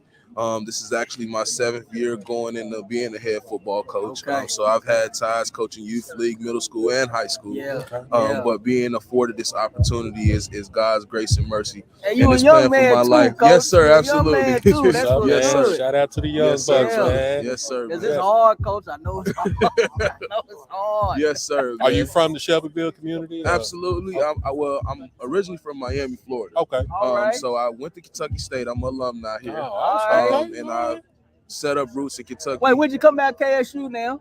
2015. Okay, Yes, sir. okay, I graduated okay. with my degree in public administration. Yes, sir. Yes, awesome. sir. Young man. Young man. Yes, That's sir. what I say. That's Young what's up, man. Yes, sir. That's what's up. Good. Coach, we appreciate your time. We know you got to get back out there. Absolutely. Yeah, man. man. Get Thank out you, there and good mix it up a brothers, little man. bit. Yes, sir. Good luck to you, Thank man. you, thank you, God sir. bless, man. Appreciate you. Definitely. All right, Coach. See, now, skill guys. So here we go, y'all. Y'all about to see it all. Our DB drills. Hit it down. She gonna see all the Got a footwork. very special guest coming in, too. Uh-oh. Yeah, man. Yes, sir. Yes, sir. Thank you. Gonna do some There we go. Right there. So any and everything's going on right now, guys. coming in with a bang. Yeah, got the skill guys up. We got one Taygo Jones, Bryan Station alumni, K-State alumni, Say bread. Legend. We got legend, Legend. Charlotte Court Oh wow. representative. You did all that on one take. I wasn't even ready. Coach, Yeah. what you see out here from these little guys, man? What are you thinking right here? Man, I tell you what I'm thinking. I wish I could be a kid again. Man. I'm sitting here You gonna looking. dominate them like you did, Coach. No, it ain't even about dominating. They're a little faster than I was, but just to have this part of the skill set, we didn't have this to take advantage of. Hey, say it again. So Yeah, it's you're right, like- man. You're right. I'm Really out wasn't here- camps like this in it when we was coming up, was it? No, I don't recall we had anything. to wait till summertime for a UK camp Yeah, right. or Tennessee. No combines and none of that stuff like this, man. Combine yeah. wasn't even created. Yeah, for you us right. in high school. You right. That You stuff right. started right when I was finishing, guys. Man, you were lucky. That was right when I was finishing, because that's when it got huge and the internet got huge when I Yeah. was finishing. I gotta remember when Shelton and all us came out. Yeah. That's when they started having the big recruiting boards. He was number 2 in the nation. Yeah. You know, so that's when all that. Now we always had. You could always get that big book at Walmart with all the recruiting flavors. You can see y'all's names and see. That's I was it. growing up. I see y'all. Taygo Jones, Tommy Man. Lincoln. I see all y'all coming up. Listen, But that was because newspaper. that's it. Newspaper Right. kept us in. That's all you had. What up, newspaper. Jay Park? Hey, Say, what's going bread. on, man? What's happening? Yeah, man. Yeah. Shit, you Looks look like they're good, doing a man. lot of Look good. Yes, individual sir. work, Another a bread. lot of bag work going on. Yeah. A lot of bag work going on. I say all this is the easy stuff for us. Stick your head on in there. Let them know God. We got another special guest in here. Yeah. Hey, How's Brady. everybody doing out there? Everybody know Jay Oh, Park, man. running back We in for there. the 99 and the 2000. Show Hey, in. Show this is, in. this field is very nice in comparison to where we played. Yes. Yeah. Jay, what's up, I man. said the same thing. I've been standing over here on the end zone, right, just bouncing up and down because all that was just rock when I Oh, man. played here. It was rough. It was rough, hey, but it went down. Yeah. And ain't nothing like the K-State marching band. We're Ain't nothing like out. We're out. Oh, man, K-Rats, K-Rats. Lord. Okay. Oh, man. K-Rats. It's definitely experience. You know, I went to UK Coach, they about to first, mess up but this was the place show. to be. They about to mess up our show. Oh, my bad. I'm back. Mess up my show. Talking about the K-Rats, boy. Hey. All love. God, Say love, bread. yeah, much love for the Say K-Rats bread. and the marching bands, man. Come on in. All right. Favorite Grant County. Oh, there, Bring us coach. there. Bring us Go there. ahead. Here you go. There. Which one? It don't mind. We just pillars around with chairs. How you doing, Coach? Go ahead. Doing good. How you guys doing? So we today? want you to give us a rundown, team, where you come from, how y'all doing. Hold on, Coach. Hold on. First off, Uh-oh. you know, everybody from Big Things, Kentucky, baby, we got to give a shout out to Grant County. Now, Grant County, we just want to give y'all a little backstory, man. You know, they the engine that could, baby. Somebody in KHSAA don't like y'all. Because for some reason, they took these little cats from Northern Kentucky and put them in this superpower district with Scott County, Frederick Douglass, Great Crossing. And, man, Grant County comes out and they play hard. I will say this, and I love the way y'all guys play. Appreciate you that. Compete hard. I mean, it's just really all about, they say Jimmy's and Joe's, man. And y'all sometimes I done seen where y'all even hardly had enough players to play a game. But anyway, man, I just want to know, Grant County is one of our fan favorite, programs. We really like you guys and we love what y'all do, Coach. We appreciate so kind of tell us about, being here, Coach. So we're down here for the Kentucky Showcase here at Kentucky State University. I linked up with Ryan Montgomery, coach, one time on Twitter. Great dude. I went down to a showcase with him back in January in Lexington before that snowstorm put me in a ditch twice on the way home. My wife wakes up, looks at me, "What are you doing?" I'm trying to get the truck out of the ditch. Yeah. So, but anyway, he asked me to come back down, and so we brought. I think I had 8 of our guys down here. We had 10. We had a couple of guys get tweaked up in weights, getting ready for spring ball. So we're putting through some things on the field. We got a young team. Last year we were heavy. Yeah. We had a heavy senior class. Had some injuries. We had a COVID problem there for a couple of weeks. Yeah, I had like 3 or 4 weeks in a row. I think where y'all couldn't play. As a matter of fact, I'm like our kids. Our kids love competition. They don't shy from anybody. And to be honest, one of the things that drew me to come down to Grant County was I'm kind of crazy. I saw the district. I was like, oh yeah, I want to play that. I want to play against that competition. And we ain't even talking about the non-district games. So I was like, yeah, absolutely. But so Coach Morris calls me up, and I'm talking about we're playing Scott. This is when the COVID thing hit us right after the Montgomery County game, which Montgomery County game was a good game. We couldn't pull that one off there at the end, but proud of the way our kids played. Coach and staff, we did great. Montgomery County's got some good kids down there too. So Morris calls me up and says, "Hey, what are you doing?" So I'm sitting in my classroom. He goes, "Well, I got some bad news for you." I said, "Man, if you tell me we're going to have to go into COVID policy, I'm about to throw this pen across my room." He goes, "Well, I'm not going to tell you. We're not playing tonight." I was very unhappy the rest of the day because this is about 2:00 when those juices get flowing. Yeah. Our kids were pretty upset about it. I was pretty upset about it because, like I said, our kids don't shy away from competition. When we know what Frederick Douglass brings to the table and what Coach does down there, he does a phenomenal job with his kids. So, the district that we're in, you said, it's pretty tough, but our kids love it. They love the ability and chance to be in that. They relish that opportunity. Now, tell us about, you guys coming down here. I know you brought your kids. How you like the experience for your kids? How you recommend anybody coming down here? Absolutely. I love the experience down here. It's not as expensive as other combines. Some of these other combines they'll run you $175 per session. There's nothing wrong with that, but I mean, I got 7 kids, so sometimes money's a little tight, and I know mom and dad's out there. Money might be a little tight. These combines that Coach Montgomery and Building Lives Through Sports put on, they're not that expensive. They do a great job with them. So I think before open registration was $30 to get in today. When you walked up, it was $50. And there's scholarship opportunities available too. We got Bellarmine out here. We obviously got Kentucky State out here. We got Camelot St. Mary from Indiana out here. So we got schools out here that bring some money for young men, especially some of these guys out here are unsigned seniors. So if your back's against the wall and you're looking for a place to put your skills out there next year, I recommend popping in here. It's not going to hurt you. It's 4 hours out of your day, 5 hours out of your day. Come down here and put some work in. Point out that fact again. Levels, because everybody's not going to the big SEC schools. Everybody's not going to the Big 10, the Big 12 schools. Talk a little bit about that. I wish you had told me that because I feel like we play in the SEC. You do, Coach. You do. So 2 of the programs down here, Bellarmine, they got a great staff over there. I talk to Coach Wheatley all the time. We actually sent one of our young men up there. They're what's called sprint football. Yeah. And sprint football is no different than, regular football. The only difference is there's a weight limit. I think the weight limit is 178 or 180. I'm not entirely sure. So sprint football's out here at KSU. D2, D3 schools are out here. Yes, sir. Yes, sir. Guys, it doesn't matter where you play ball. If you get an opportunity to play ball, if you're offered some money to play ball, you're a dude. Okay. Not everybody plays college ball.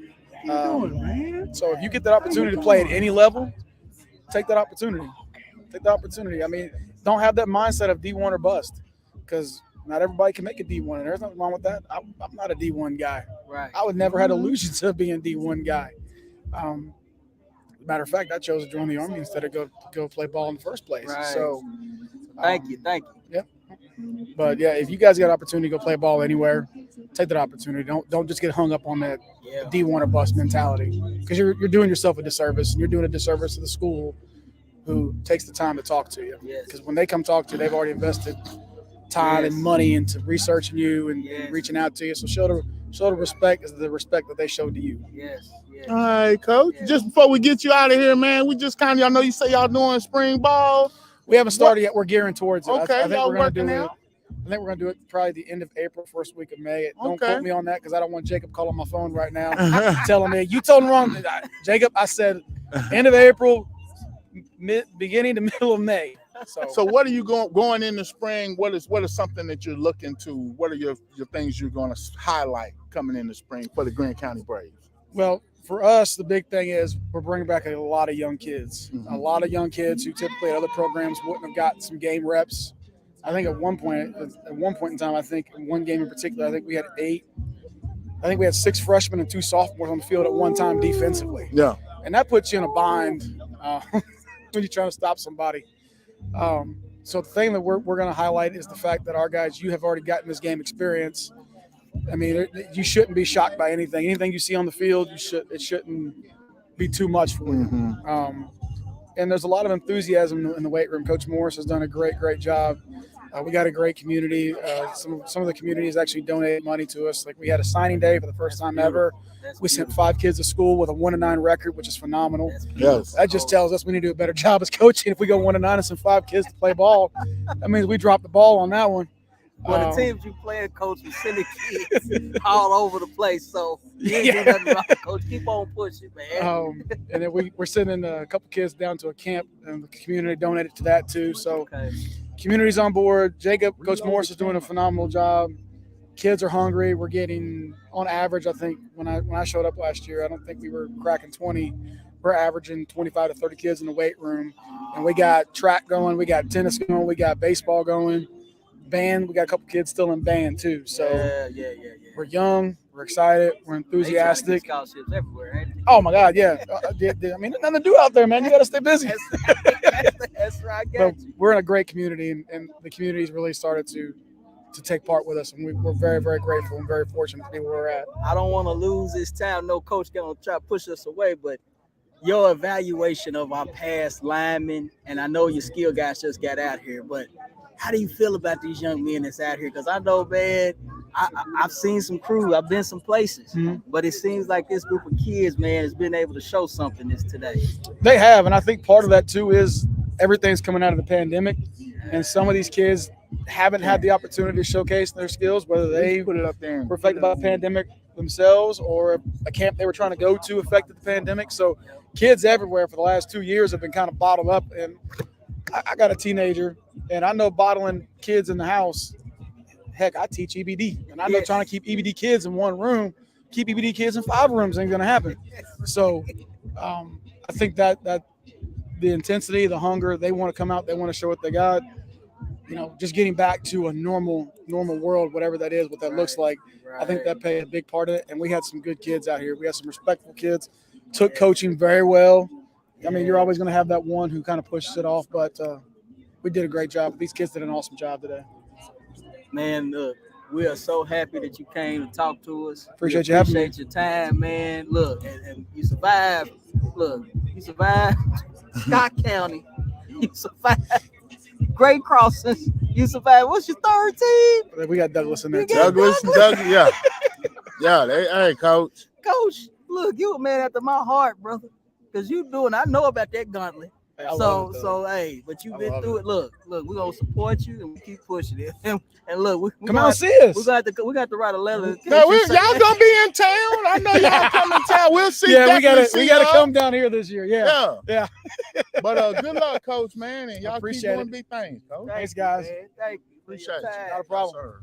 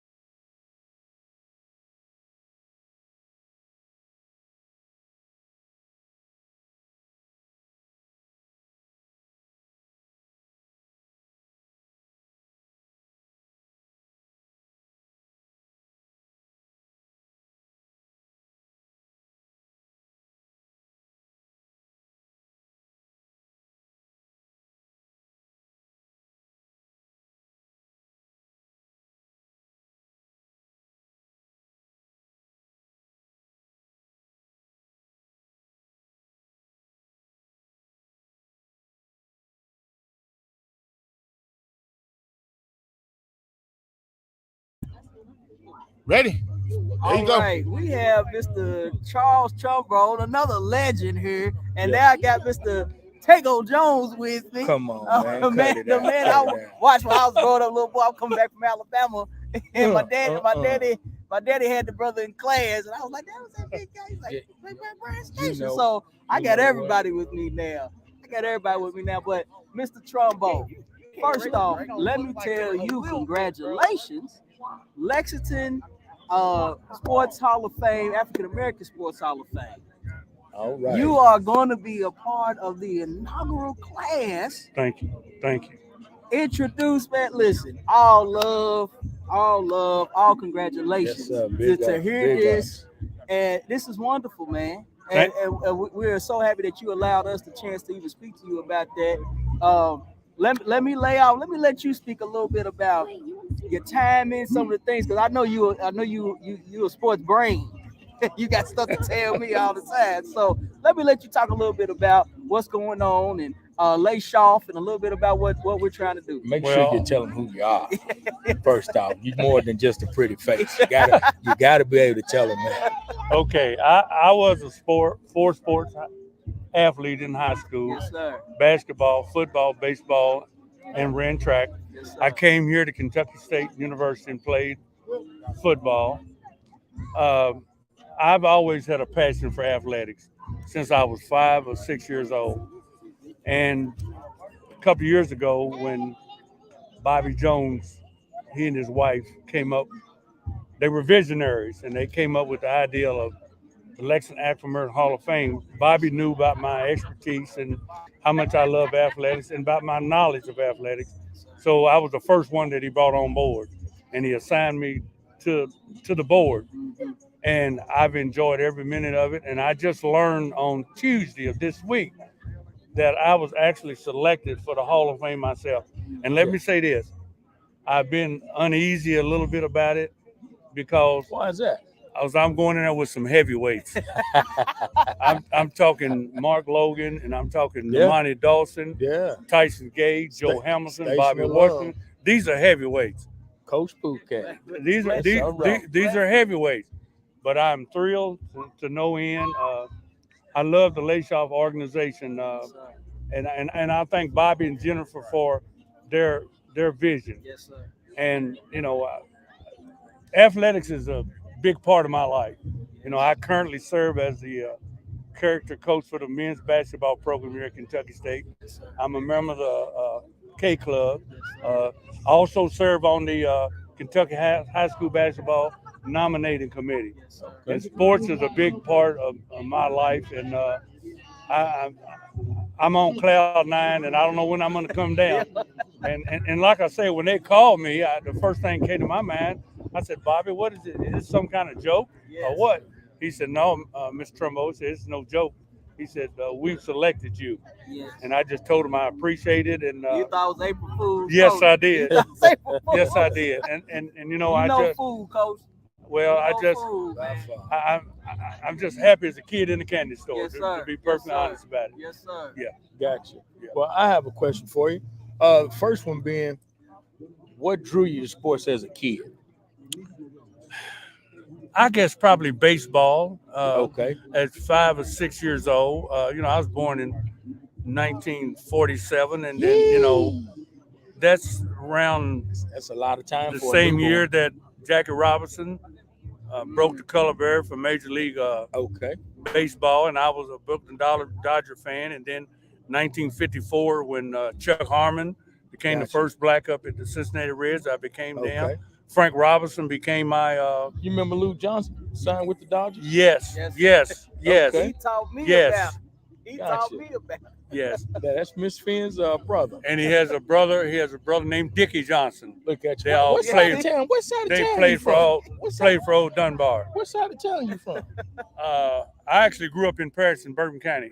Yeah. I just read and study about sports and athletics a lot. Gotcha. I'm supposed to be the historian, got my degree. Listen. This man dwarfs Well, you me. knew exactly who I was talking about before I even got started. That took half my interview. He dwarfs me with stuff. I'm like, hey, Well, let me ask you this then. In each sport, who was your favorite athlete coming up? Great question. Football is Jim Brown and will always be Jim Brown, okay? Yeah, never change. Baseball is Frank Robinson. Okay. See, because people talked about Pete Rose up there in Cincinnati. Yes. Yeah. One of the greatest ball players ever lived, and how hard he played. Yeah. But people don't remember that about Frank Robinson. Yes. Frank Robinson played with the same type of style. They kind of cut the camera the other way. Yes. Yeah. Yes. Yeah, that's a good way to put it. They just camera wasn't always on. Yes. Yeah. Basketball. Now, this is probably gonna throw you for a loop. No, it ain't. Because basketball, my favorite basketball players came out of Lexington, Kentucky. And they played for Old Dunbar in 1959. Julius Berry, I got you. Bill Smothers, I got it. Ed McDowell, Henry Jones, James Young, John Thomas, Bill Cunningham, Richard Williams. Those are my favorite basketball. You just named a whole graduating class. That's exactly what you did. See, there was a man named Alex Williams and Cal Wallace and his son Tommy. Yeah. They would broadcast some of Dunbar's basketball games. And I lived in the rural area of Bourbon County on the farm, but I had a little FM radio that would pick the games up. And I would listen to every game. My kids would know it as iPad. That's Yes, what they would yes, say. yes. But back then, it was the same thing. And I listened to every game, and what they would broadcast about 5 or 6 games a year. So when the game was over and they were doing the post game wrap up, they would give the date and time of the next game, and I would always write it down. Okay. Wow. So I listened to them in 1959 and 1960. Then of course some of the guys in 59 left, and then the 60 team was Bill Smothers, James Young, Alan Thomas, Ulysses Berry, and James Young. Yeah. In 1960. So actually, my favorite basketball players were from Old Dunbar in 59 and 60 because I got to listen to them on radio, and it was a big deal for me. That's to a listen big. to. But how did you know he was gonna say Bird? One of his proteges, Mr. Richard Green, I have to sit and listen Man, to him listen. morning after morning after Listen. morning, Saturdays, and I shut my mouth and let them do all the talking. Mr. Green not only taught me math, but he taught me tennis, and he talked smack to this day about That's right. We're gonna have to get him up here one day too. it. Yes, sir. One thing I want to dwell on and piggyback off of Brother Jones's questions, man. The state of Kentucky. I think that we have an inferiority complex about our greatness in athletics. What is your perception about what we've had ingrained in the roots of our great athletes and our overall Or better yet, success? how good are we? Great question. In volume, we may not be there, but in quality, I'll stack up Kentucky with any state, anywhere. When you have people like a Lou Johnson, Yes, sir. a John T-Bone Shelby, when you have people like Tyson Gay, Yes, sir. Damani Dawson, right now, if you were to ask some of the NFL gurus, Yes, sir. they Yes, will sir. quickly tell you that Damani Dawson Yes, sir. is one of the top 2 or 3 centers to ever play in the NFL. Yeah, go Steelers right there. I guarantee you they'll tell you that. Oh, he's number one. Oh, he's number one. He made pulling center a famous position. He was the first one a center to pull in the NFL. Right there. Yeah. But he's definitely in the top 2 or 3. Stevenson from Miami Dolphins. Yes, sir. And the guy that he replaced at Pittsburgh, Mike Webster. Yeah. Yes, sir. Yes, sir. Yeah. That's them. But like I say, and you can talk about Cornell, Burbage. Cornell was a tremendous athlete. Yes, sir. His longevity in the NFL wasn't quite as long as, say, Mark Logan or Damani Dawson. But Cornell was a tremendous athlete. Yes, sir. I never will forget in the state track meet out there, I watched Cornell run 3rd leg of a relay, and he got the baton at about a 20-meter deficit. Well, I guess you know what he did. He brought him back one. Hey, look, and he won't never let me forget that either. That was my coach. Because the first leg was Mark Logan. Yes, sir. The second leg was a young man named Titchener. Yes, sir.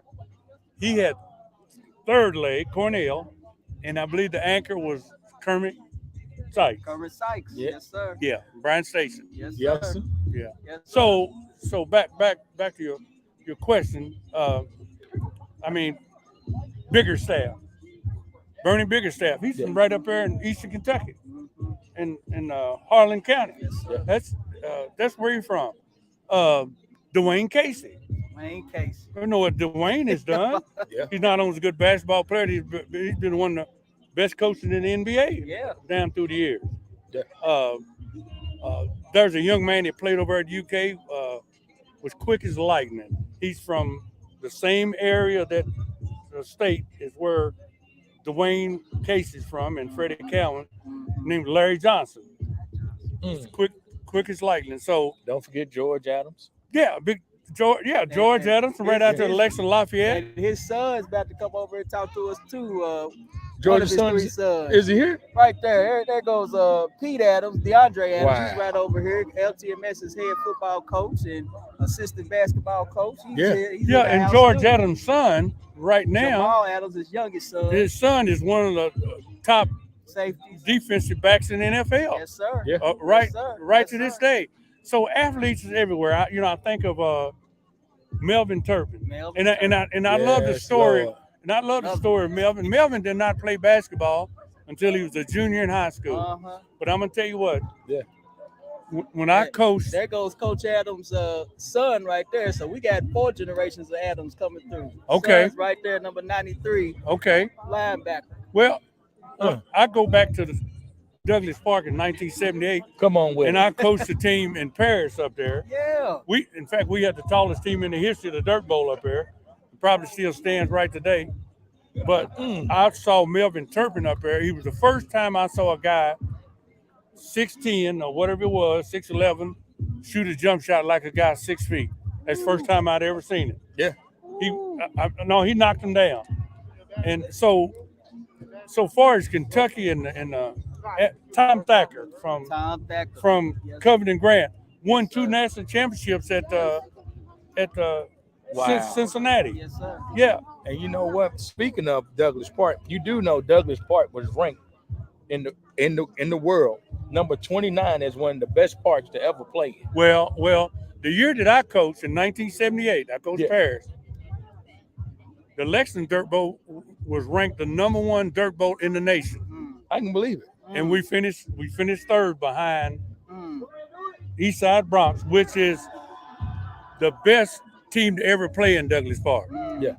There was James Lee, there was Chambers, Charles Price, Harold Moore, Floyd Garr, Charles and Dave Sweat, Steve Chandler, Frank Ross, Larry Jenkins.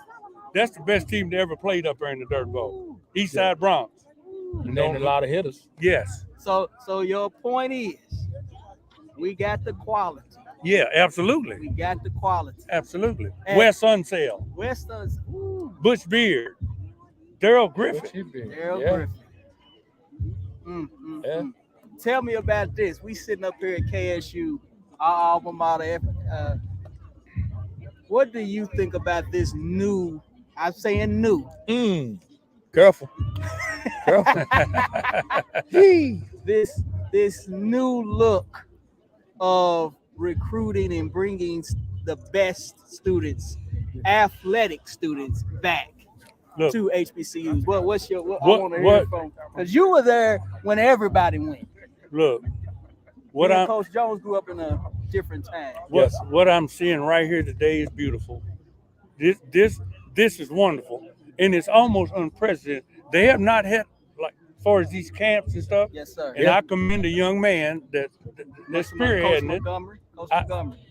I ran into him downtown at the Capitol. We was down there in support of Kentucky State for a Senate session a few weeks ago. Yep. That's where I met him. And he asked me would I come here today, and he asked about donation. I said, yeah, I'm gladly help out because for one, I love Kentucky State University because when I came out of school, University of Kentucky brought in the first black in 1966. Well, I came out of school in 1965. UK and all these schools wasn't taking Now, we're not taking the black athlete when I came out of you school. remember these numbers? That's what I have to figure out before you leave this. You done called out accurate numbers. I can't even tell you who I know because you already done We told me. gonna have to give you your honorary degree in history. Got to. We gonna have to get you Kentucky back up at the historic. school. No, I just Anthony love. Hall I've been like it my whole life, and you know what? I was thinking about my little. It's a long ways off, but I was thinking about a little speech at the induction ceremony, and I'll give y'all a little sneak preview of it. Come on with it.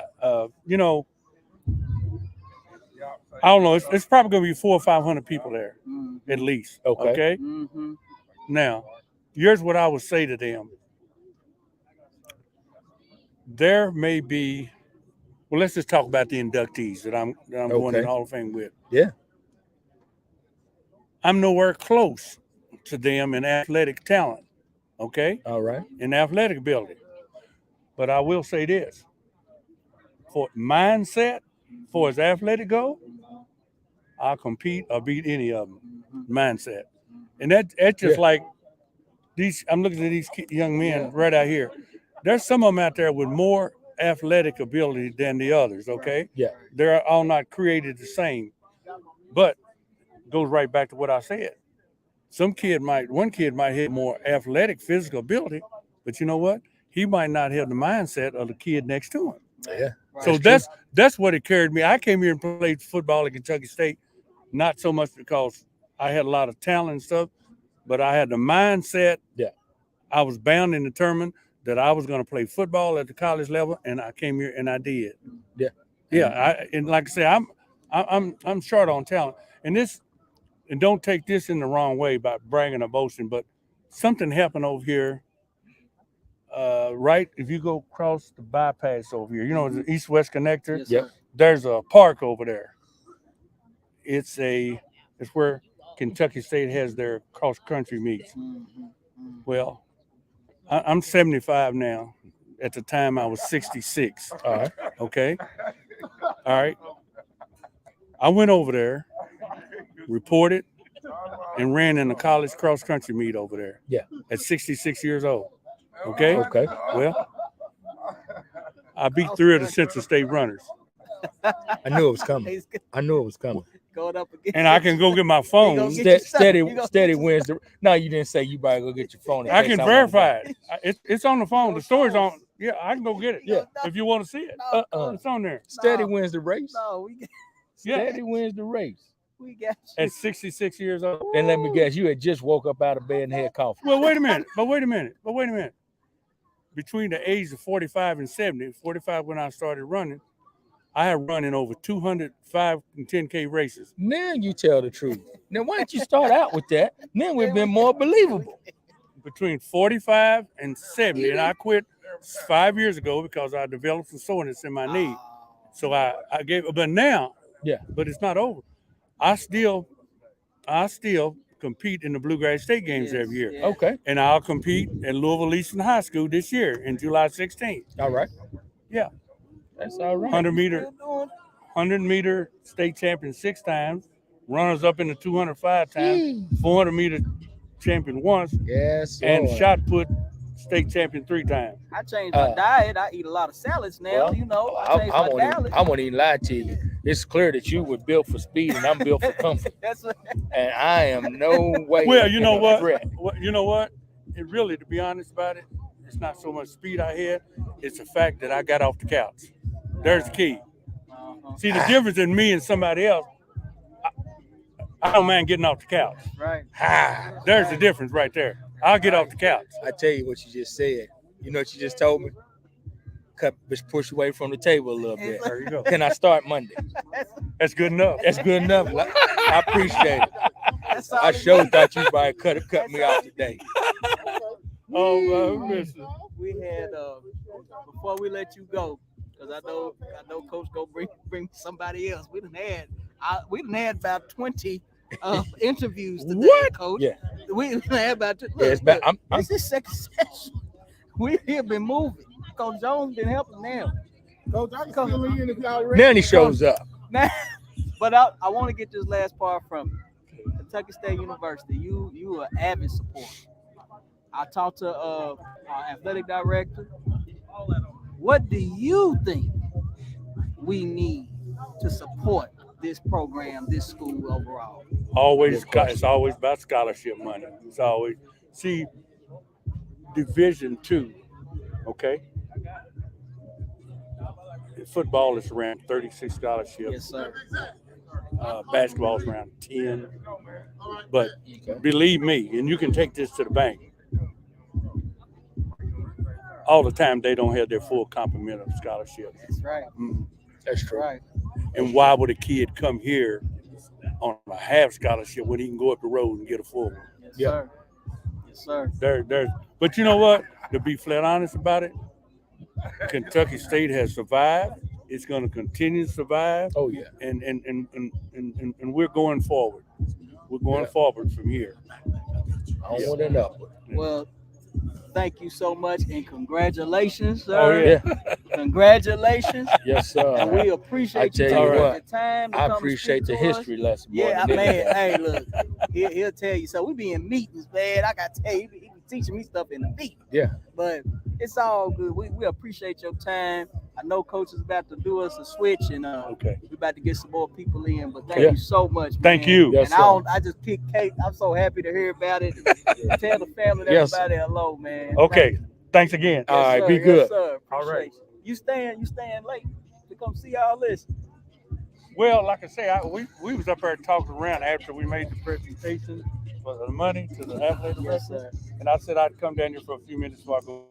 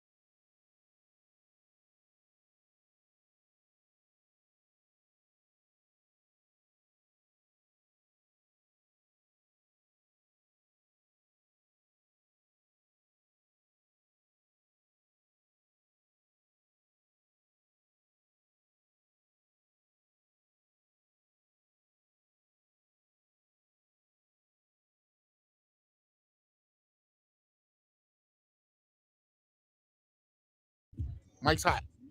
Right, we are back. We are back today.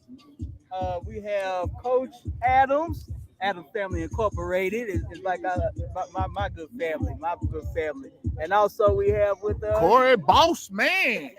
Well, it's hard to pronounce my last name, so Boss.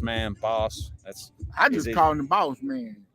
Is what Bossamer? Is it Bossamer? Is that the So I tell people to spell it like with the Z, pronounce it with the Z, Bozmer, and then that way, when you spell it that way, you pronounce it the correct way. It's actually Bosmer. There's an extra S and an E in it. Okay. And you are with Football Kentucky DBA, social media football page on Facebook and Twitter. All right. All right. So what we're gonna do is kind of split our two things up right now because we got two different folks from two different sides of this whole coaching world and football sports world. Mr. Adams, head coach, middle school, LTMS, man, associate head coach of the basketball team. We want you to talk about a little bit about that. Then we're gonna connect it to this football, and then Mr. Bosner. Look, I'm country, y'all. So, I got that Alabama and Kentucky in me, so it's gonna come out bad. It's all right. We want you to talk about it, and this is so big for families and parents, kids to understand the social media aspect and what's going on with all that, and then even going into that portion of stuff. Coach done ran me into this today, so I'm brand new with all baby. this. Trial by fire, baby. So it's happening. So, Mr. Adams, coming out here watching these skill boys today. What have you been seeing so far? I want you to give us a little rundown of what you've been able to look at. Because guess what? I've missed everything on the second session. So give me a little rundown of what you've been able to go over. Well, here today at the K-State Showcase, I came out. I'm seeing a lot of energy, a lot of fresh faces, a lot of new guys are coming from all over. I mean, I see kids from Louisville. I see kids from Paducah. I see kids from Bowling Green. I see kids from Lexington. We got kids from Wisconsin out here.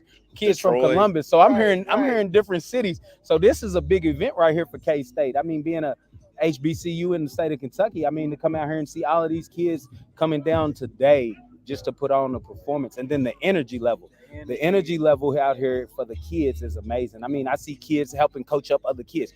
That's the biggest thing. When kids help other kids learn, I mean, they retain stuff from their peers faster than they retain stuff from coaches, from adults. So when I see kids coaching other kids up, spreading the knowledge that they have, all that means is everybody gets better.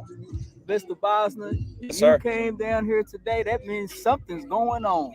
What got you to come down here to little old Frankfurt? Well, first off, I got a good relationship with Miss Lisa Anthony and Ryan, her son. Recently, my wife went through cancer, had surgery. Lisa put me in touch with some people, you know, that I didn't know how to handle it. So she put me in contact with some NFL guys that I talked to just about the understandings, being a spouse, because what a lot of people don't realize when you go through stuff like that, you go through it too, but you can't show what you go through because you got to be the one to, you get what I'm saying? So that's why I always will respect her. There's always a lot of good kids out here, man. You know what I'm saying? Like kids need stuff like this, especially in this part of town. Frankfurt ain't that small though. You say it like little O. It ain't that far. It's only an hour from the city. From the city? No, it's only 15 minutes from the city of Lexington. Well, for you, for when me, when it's you an talk hour. of city, He said I'm the from city. Louisville. He said the city. He didn't say a city. Yeah, you said the Tell him city. you said the city. You said You the didn't say city. a city. There's some. That is the when he say the city, we know what he means. Baby. We win and You we get what I'm ride. saying. I know. We're doing what we doing. It's all for the baby. game. We are the city of the state. Okay. Ooh, Now, ooh. Corey, man, you know you've been doing this. You've been doing this for a while. You know what I'm saying? We've ran cross paths, different Yes, sir. camps and stuff, man. Yes, Just sir. kind of tell us about your journey through this, how you got started doing this, and how you blown up, man. You know, Kudos. I appreciate that. You know, we chat often. You know, Yeah. for me, I was coaching, and then I got done wrong coaching when I was coaching in Little League. So I originally started it like 5 years ago as like a private group. Well, and I would like dictate everything, watch everything, you know, and got up to 800 people. And then I got tired of politics from that. So I started a public football page on Facebook. And it was like 2019 of October 2018. And I haven't stopped, just the hustle. I've had a lot of lows, more lows than highs, but the few highs have outweighed the lot of lows. You know, in order to be successful in life, you gotta keep going when you don't want to. You know, I've grown it to over 25.6 thousand in total numbers all by myself. Nobody else. I've reached well over 25 million people. I average at least anywhere from 50 to 250,000 hits a week. People reached, and I just do it by myself. I'm just a dude from Shiloh. Yes, sir. That's right. Hey, big things, baby. So Doing just big imagine, things. though, you know, like you're fortunate enough to find people you could trust. Me, I haven't yet. And I don't even know if it's about trusting. It's about people matching the drive that you have. Yeah. If you can't put in at least half of what I put into it, I don't want you. I got you. I got you. There you go. Yes, sir. So far, man, you done been to this camp. Anybody done stood out? Anything done stood out? Or your impressions on this whole showcase so far? The showcase is amazing. They run it well. Lisa runs a tight ship. I see where Ryan gets a lot of his swag from. Yeah. Not saying he don't get it from his father, because I'm sure his father's a great man. Yeah. But Lisa come with a lot of swag, dog. Yeah. Lisa come with a lot of swag. And explain to the viewers, Lisa. I know everybody doesn't know his Ryan's name. mother. Yeah, Lisa Anthony is the founder of Building Through Live Sports Network. She did a lot of stuff with the NFL, Jamaica, starting football overseas and stuff like that in other countries. Lisa doesn't get enough credit that she deserves still yet to this day, and it's sad. She started youth football in the city of Canton, Ohio. She started a league. Ooh. Yeah. She's NFL Hall of Fame. Yeah, she'll be here soon. She'll be here soon. You know, I'm doing my thing. Yes, sir. The queen is coming. Oh, okay, no wonder we Look like we getting ready to start one-on-ones. I think y'all. It's But on now. I tell you though, for me though, the lineman that won the award, 00 Preston from Yes, Davis County. Yes, sir. I mean, that dude had blood pouring out his nose and kept going. Did he? Yeah, we had him on, man. He's bloody shirt and everything. Nah, he's Did his amazing. thing, man. We had him interviewed. With the amount of students, you guys, that we have out here, I've been to many camps, Nike, Adidas, Under Armour camps. Yes. You all's evaluation of that. I got my own. What are you all's evaluation and comparison right now between these camps and others? This camp right here, I see a lot of kids that you don't normally see on the camp circuit. And to give those kids an opportunity to come out here and compete against other kids who sometimes get to go to the camp circuit, it means so much because it's an opportunity. A lot of kids don't get an opportunity, and for K-State to open up and give kids opportunity like this, kudos to them. That's why this camp runs well, because when I'm a firm believer, when you do things out of love, it always works out. Man, Thank you. That's, I have to piggyback off that, because the reason why those other camps get more notoriety, it ain't even about notoriety. It's the fact that they just flat out have the finances. yes. But yes. in a lot of Thank you for situations, bringing far that more up. often than not, heart and hard work outweigh money. Because a lot of times you may have money, but do you have truth? Ooh. Oh, so y'all gonna bring me on that then. So let's talk about some truth then. Camp, going to these camps, paying for these camps. I've asked a couple of coaches who we've interviewed today. The layout, you've had to even do it with your family members, not just yourself. I know you had to do it with your family members. Can you kind of give a layout to those parents out there who have no clue, to those kids out there who have no clue, what type of camps, where to go, how to maneuver during that period of time in their lives? You know, they 15, 16, 17 years old, and you got mom and daddy. Well, just a lot of these kids, though, man, honestly, are smarter than they'll ever get the credit. They're real smart. Like, I compare teenagers to my 4-year-old. My 4-year-old has known how to work an iPhone and a tablet since she was 15, 16 months old. Right. You know what I'm saying? So a lot of times, though, at some point, the children themselves have to take responsibility and have to take ownership and have to take blame. You get what I'm saying? A lot of times kids say, well, I don't get a shot. Do you create a shot? Do you put yourself out there? What do you do? Yes. Mom and dad and coach can only do so much for you. What do you do for yourself? Yes. Whether you're a man, woman, it don't matter. You know what I'm saying? Like, you have to do something for yourself. Otherwise, ain't nobody gonna do nothing for you. Don't nobody talk about that. Mr. Adams. Hey, Corey, I attest to that. You have to put the work in. Kids understand. Hey, Coach Pete talking to you. Do the work yourself. You can't piggyback off anybody else. You can't have anybody else do the work for you. If you want to go to college and play ball, push yourself to go to college and play ball. Get your film, send it out yourself. Don't rely on coaches to do that. Coaches will do that, but that's just a plus. You can do it for yourself first. And also, like I tell you, parents, get the kids seen. Any camp you can go to, any exposure. You might go to a camp and you might only pull one thing from that. But guess what? That one thing it might help you down the line and help you win a game. That technique or that correction that coach seen in you, it might have been missed by other coaches. And then you can call on that. You can bring that back when you're in a situation because you went to this camp and it might have been a small camp. But parents, please get your kids seen. Make sure that they are out here. The exposure, you don't know what you don't see. Yes. You see? So, I mean, just to have the kids out here, and if it's their first time, just to even go through the drills and everything, and just to see other people do it, they pick up. Kids are sponges. Understand that. Exposure. Doing this social media stuff, man. Look, you all may not be able to see it. He's got an iPhone with a small connected. Look at that. Yeah. Got a microphone on it. Look, I didn't even know they meant that stuff. But exposure, man, media. How'd you work that? What's something some of these students can do? Because again, people do not understand or comprehend what they get into. Yeah. So for me, my journey, I started with an old Android Moto G3 cell phone, and I built it up to like 15,000 in total numbers before I got the iPhone. So I started with no money. You get what I'm saying? It ain't what you got. It ain't even what you use. It's how you use. If you don't use it right, you ain't gonna.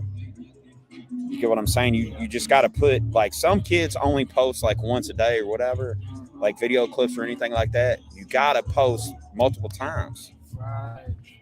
If you don't put yourself, it's not as hard as people think. That's right. Get up off your butt. Get out there and do it. Because if you don't do it, ain't nobody gonna do it for you or want to help you. So with those families, and I'm serious, I'm kind of digging on this for a reason, because you always got this thought. Well, my coach don't help me. My coach ain't there for me. You kind of the question that the kids need to ask is, why don't he help me? What are you doing for the coach not to want to help you? Self-check. Self-check's the best check. Self-check. You know, people don't ever talk about that. That's what's so aggravating for me.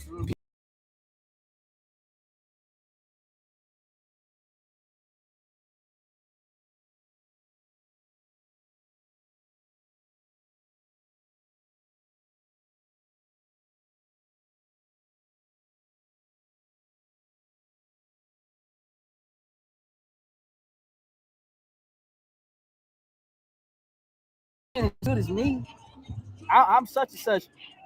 How do you take that mindset? How do we move away from that? What can you suggest? So I always ask people, how are you off the field? Mm-hmm. To me, that outweighs more than what you do. Integrity. Yes. Integrity. But Look at Coach, y'all. Look at Coach. He's putting work in. What's going on, Coach? Look, he was coaching my boys up over here, and now he done turned around and he's cleaning up, y'all. That's my home That's dedication, That's what right? you do. That's right. That's what you do for home. Right. That's right. For this nice, pretty turf. Yeah. When the rocks was over here in the corner. When the rocks was in the corner.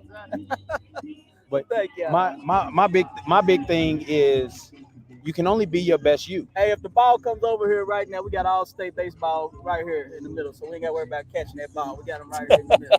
All-state. So the thing is, like I tell people all the time, never in comparison. You can only be your best you. Yep. You can't. You'll never be somebody else. So go out here and be your best you. If you take care of your job, you do your job every time, and everybody on your team does their job. You don't have to worry about anybody else. You hold yourself accountable. You do what's necessary to make yourself the best team player, the best player you can be. And if you make yourself the best player you can be, your team will elevate. When you worry about what doesn't involve you, you digress positivity from within you. Yes. You brought up earlier serious family situations. I know students. I've been through things. My boy, we've been around each other for 25 years. Yes. Gone through stuff. What you say to those kids that feel like they've hit rock bottom when they're 17 years old, when they feel like they can't do more? What is it that you can say? I'd facing some things right now. So just cry. You got to let your emotions out. If I know you as a man and you don't shed emotion, I don't trust you. I don't want to be around you. You got to let your emotions out in a positive way. If you don't cry, that's real. Plus, your lungs actually benefit from it too. If you don't, it's scientific fact. But like, you gotta hit them with the knowledge, Corey. Hit them with the knowledge. You gotta let your emotions out. Yes, sir. You have to. Yes, Even sir. if it's just you by yourself, you ain't around people, let that stuff out. There's nothing worse than holding frustrations in. It's easier to love than it is to hate. Yeah. You exude more energy hating somebody, being angry, than you do being positive and loving. Yeah, You gotta let that stuff out. Yeah, somebody taught me about that. Hey, always move out of love. Always. Love and positivity. Love and positivity. So in this transition, I know we got these one-on-ones. I'm watching these one-on-ones, and these kids are getting after They it. are It looks like we are playing football on the side street of Grant right here. I love it. I love it. Well, look, guys, I'm gonna tell y'all, 20 years ago, 25 years ago, we didn't have all this. We didn't have you could go to the summer camp. You could go to the summer camp at a university, big time university most of the time. You usually didn't go small. And being able to do one-on-ones, boy, they sent us to UK 707. We was wearing shoulder pads and helmets, dog. We was wearing shoulder pads and helmets. Hell, mommy made me run a 40-yard dash. Look, got me looked at. That's the only thing I could do was run. Right, I was yeah. big, so I just ran for my life. If we go, hey, we gonna end up tackling everything, y'all. That was a dime right there. Good ball. The thing is about this kid right here in the 100 jersey, when they was coming off the field for a water break, he looked around. He said, "Can't nobody out here guard me." I heard him say it. And now after he's done scored 2 touchdowns, he's just Randy Moss the kid over here on the jump ball in the end zone as a running back. I'm not sure who this kid is, but no, he did. Do you know the kid? No, I know he's bigger than me. And I'm 37. Hey, he's legit. So we talking about this. I know, But that's prime example, like what that kid, how that kid was talking. That's prime example of speaking into existence. Yeah. Manifestation. Yeah. Speak it into existence. And he's doing it. Yeah, he said could nobody out here guard him, man. He's done scored 2 touchdowns. One on my son, but Here we go. Okay. Good DB stuff, y'all know. We getting into the one-on-ones. You hear the energy in the background. It's getting live. The kids are out here competing. This is what they want. This is what they came for. And look, if my camera goes down, y'all know what's happening. Because I'm having to say. Oh, good ball, good feet. Good ball, good feet. We need to see. Look, I want to see the real DBs. Y'all keep on. They on the other end. We got. I keep saying y'all got it now. Yeah, you're good. We back up now. I'm disappointed right now. The talent you all seeing today, man. What's you all's evaluation? I know how things could be, and outlook. You know, I'm a heavy critique. What are you all's ratings right now of these overall kids and these skill positions? What are those? I mean, when I'm sorry, Corey. When you come to these camps, understand that you're gonna see competition. But when you come to these camps, everybody's gonna show you a little bit, but who stands out the most? That's what you look for. Who stands out the most? Who sets themselves apart? Who sets themselves apart? How can you set yourself apart? How can I get this coach's attention? Yes, I'm doing everything right, but everybody's doing everything right. What do I have to do to set myself apart? That's what I'm looking for. And number 100 in that yellow jersey has set himself apart for me today, right now. He's built like a linebacker. Kid's built like a linebacker. He's sitting here challenging the linebackers right now. He's like, who wants me? But the camp is a great thing. I love it. The energy here, look, I got goosebumps right now. Just looking around, just watching the kids compete. Everybody's into it. Everybody's engaged. The coaches are engaged. The atmosphere is hype. We got DBA here. What are you talking about? I ain't talking about nothing. I'm listening. My mama raised me not to interrupt. You good. Take the floor. Well, we got one of the other things, too, that I was really happy about was the coaches who came to work this camp. One thing I will say that, though, a lot of times you get more help from the outside than you do on the inside. A lot of these coaches ain't from the city of Louisville. Yeah. Very few of them are actually from the state of Kentucky. You know what I'm saying? There's a small handful. Why is that? It's sad.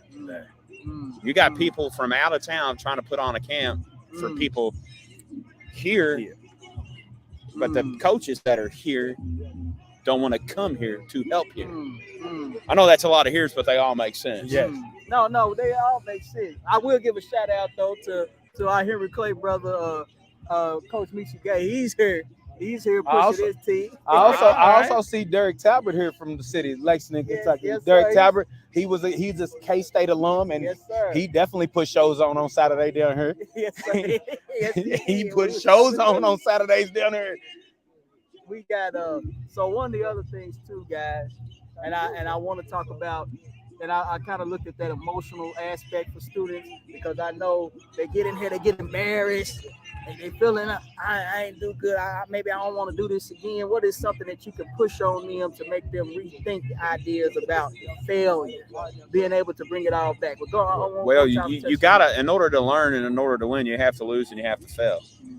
The only time it's really a loss or a failure is if you continue to do the same thing over and over and never learn. You have to be willing to learn.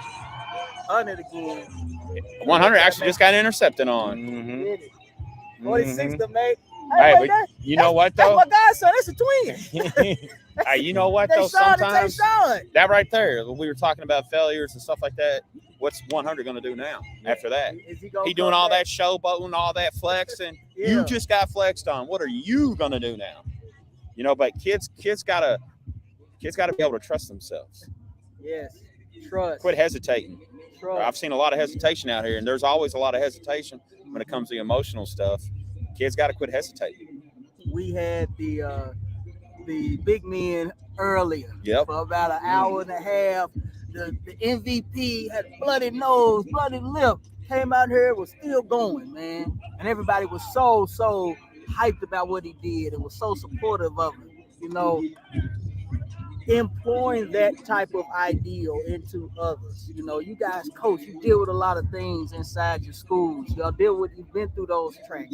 What is it that you would need the most from your school, from your parents, from your students as coaches to be able to push a kid to take that bloody nose, that bloody lip?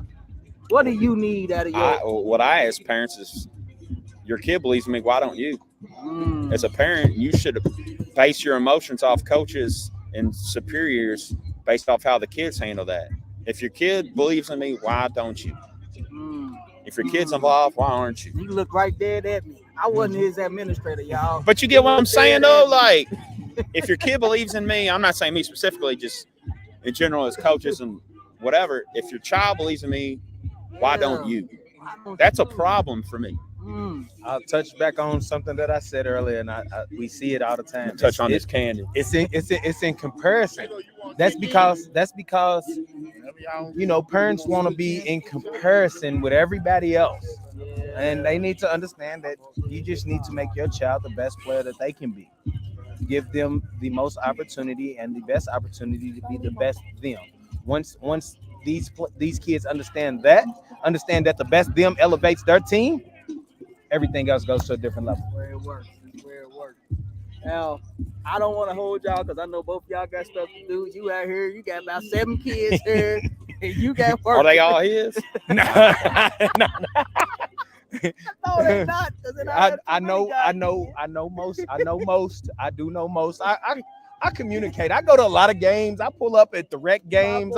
I'm at middle school games if I'm off. I'm at Friday night. I'm at high school games. Beats me there. Yeah, I want to know the kids. I want to meet the kids. I want the kids to understand that, hey, look, yeah, Coach P, sir. Hey, Coach P, what you see?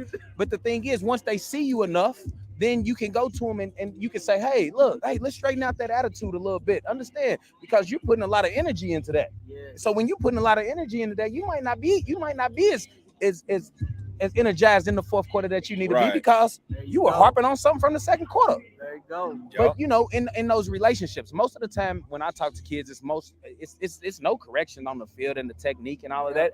Everybody's technique is going to be technique evolves. Every year is something new that comes out, and so you're going to have to learn it. So understand that. But it's all about the mentality for me. It's all about the mentality, just like you said. What are you going to do when you get knocked down? What you gonna do? What you gonna do when it doesn't work out the way that you want it to work out?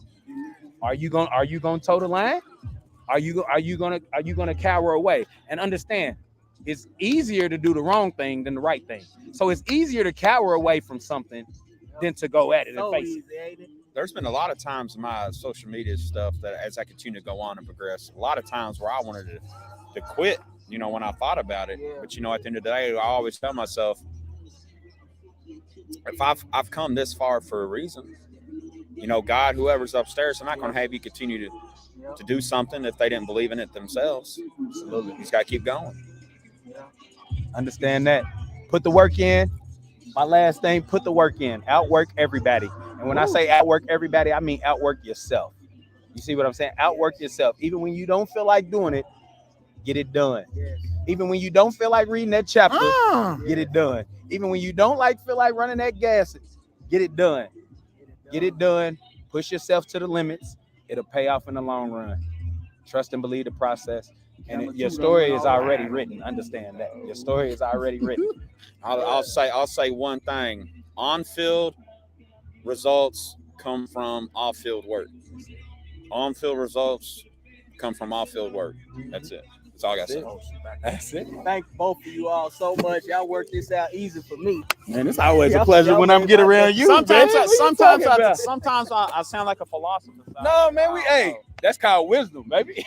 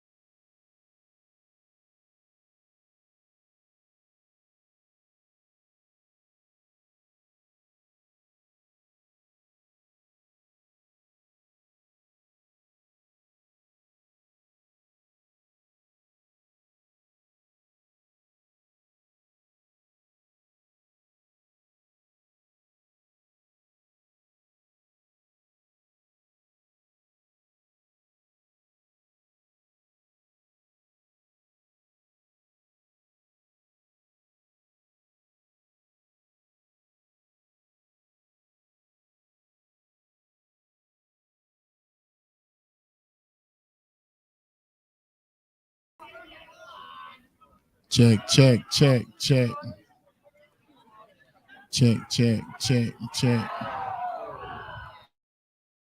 There we go.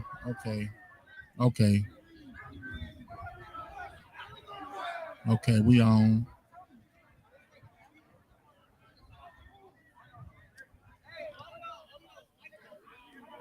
We had a little sound trouble, y'all. We having a little sound issues, and the camera's gone out for some reason. We having some technical difficulty.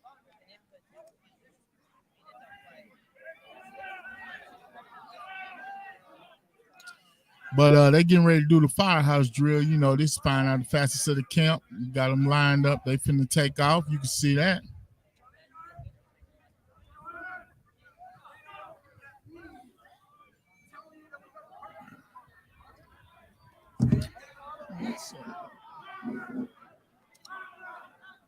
Man, as we get ready to come to an end of this camp, I want to give a shout out to my man, Coach TB, the cameraman's favorite cameraman, doing big things. Man, Carrick Seals for stepping in, doing a great job. My man, Taygo Jones. Petey Adams also.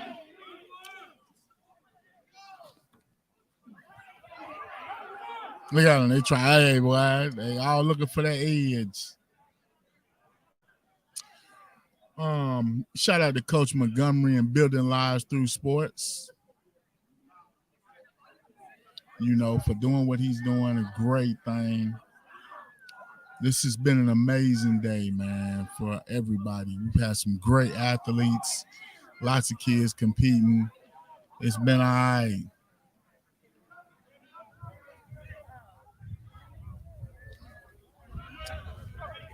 You got it working. Yeah, it's on. The mic's on. So they having these, they are doing what they call the firehouse drill. Yeah. They try to subjugate who's the fastest in the camp. I'm like, man. Yeah, Trace. You can't determine that. Yeah, I hate that stuff. Yeah. This your game. I hope the coach got good eyes down there on that line, because the coach in the middle cannot make the determination. Go look left and right to tell people on both sides who won. No, sir. It's not happening. So they're going to be handing out other awards too, right? Yes. Well, after this, they'll be giving out the MVPs of skill camp MVPs, or the offensive defense MVP, or are they going to be DBs, specified? Okay. Each position. Well, yes. So we had 2 for the lineman camp, right? It was just the offensive, defensive lineman. But for So this, now we got receivers, linebackers, DBs. How they gonna determine this? Well, they better get a laser out here, coach. We gotta bring them a laser next year. So they know who won. You know me, I like my competition. Don't slight me. Hey, it's just one-on-one, imano. First man cross the line. So these are the young men they picked out. Yeah, and these the winners, and then they take the winners out of each group. And this is the finals right here. Do they get to keep their camp jerseys? These nice camp jerseys. Do they get to keep them? They got to give them all back. Yes. That comes basically with the admission. Oh, got you. Hey, that's great. You get the camp. All right. Look, one thing I've loved about this camp is, let's use that word, inexpensive. Yes. Inexpensive. Because camps can cost, and this was not the deal. We've been able to have fun. We've been able to have determination of entities. Students have been able to show what they have the capability of doing. I mean, it's been quite fun.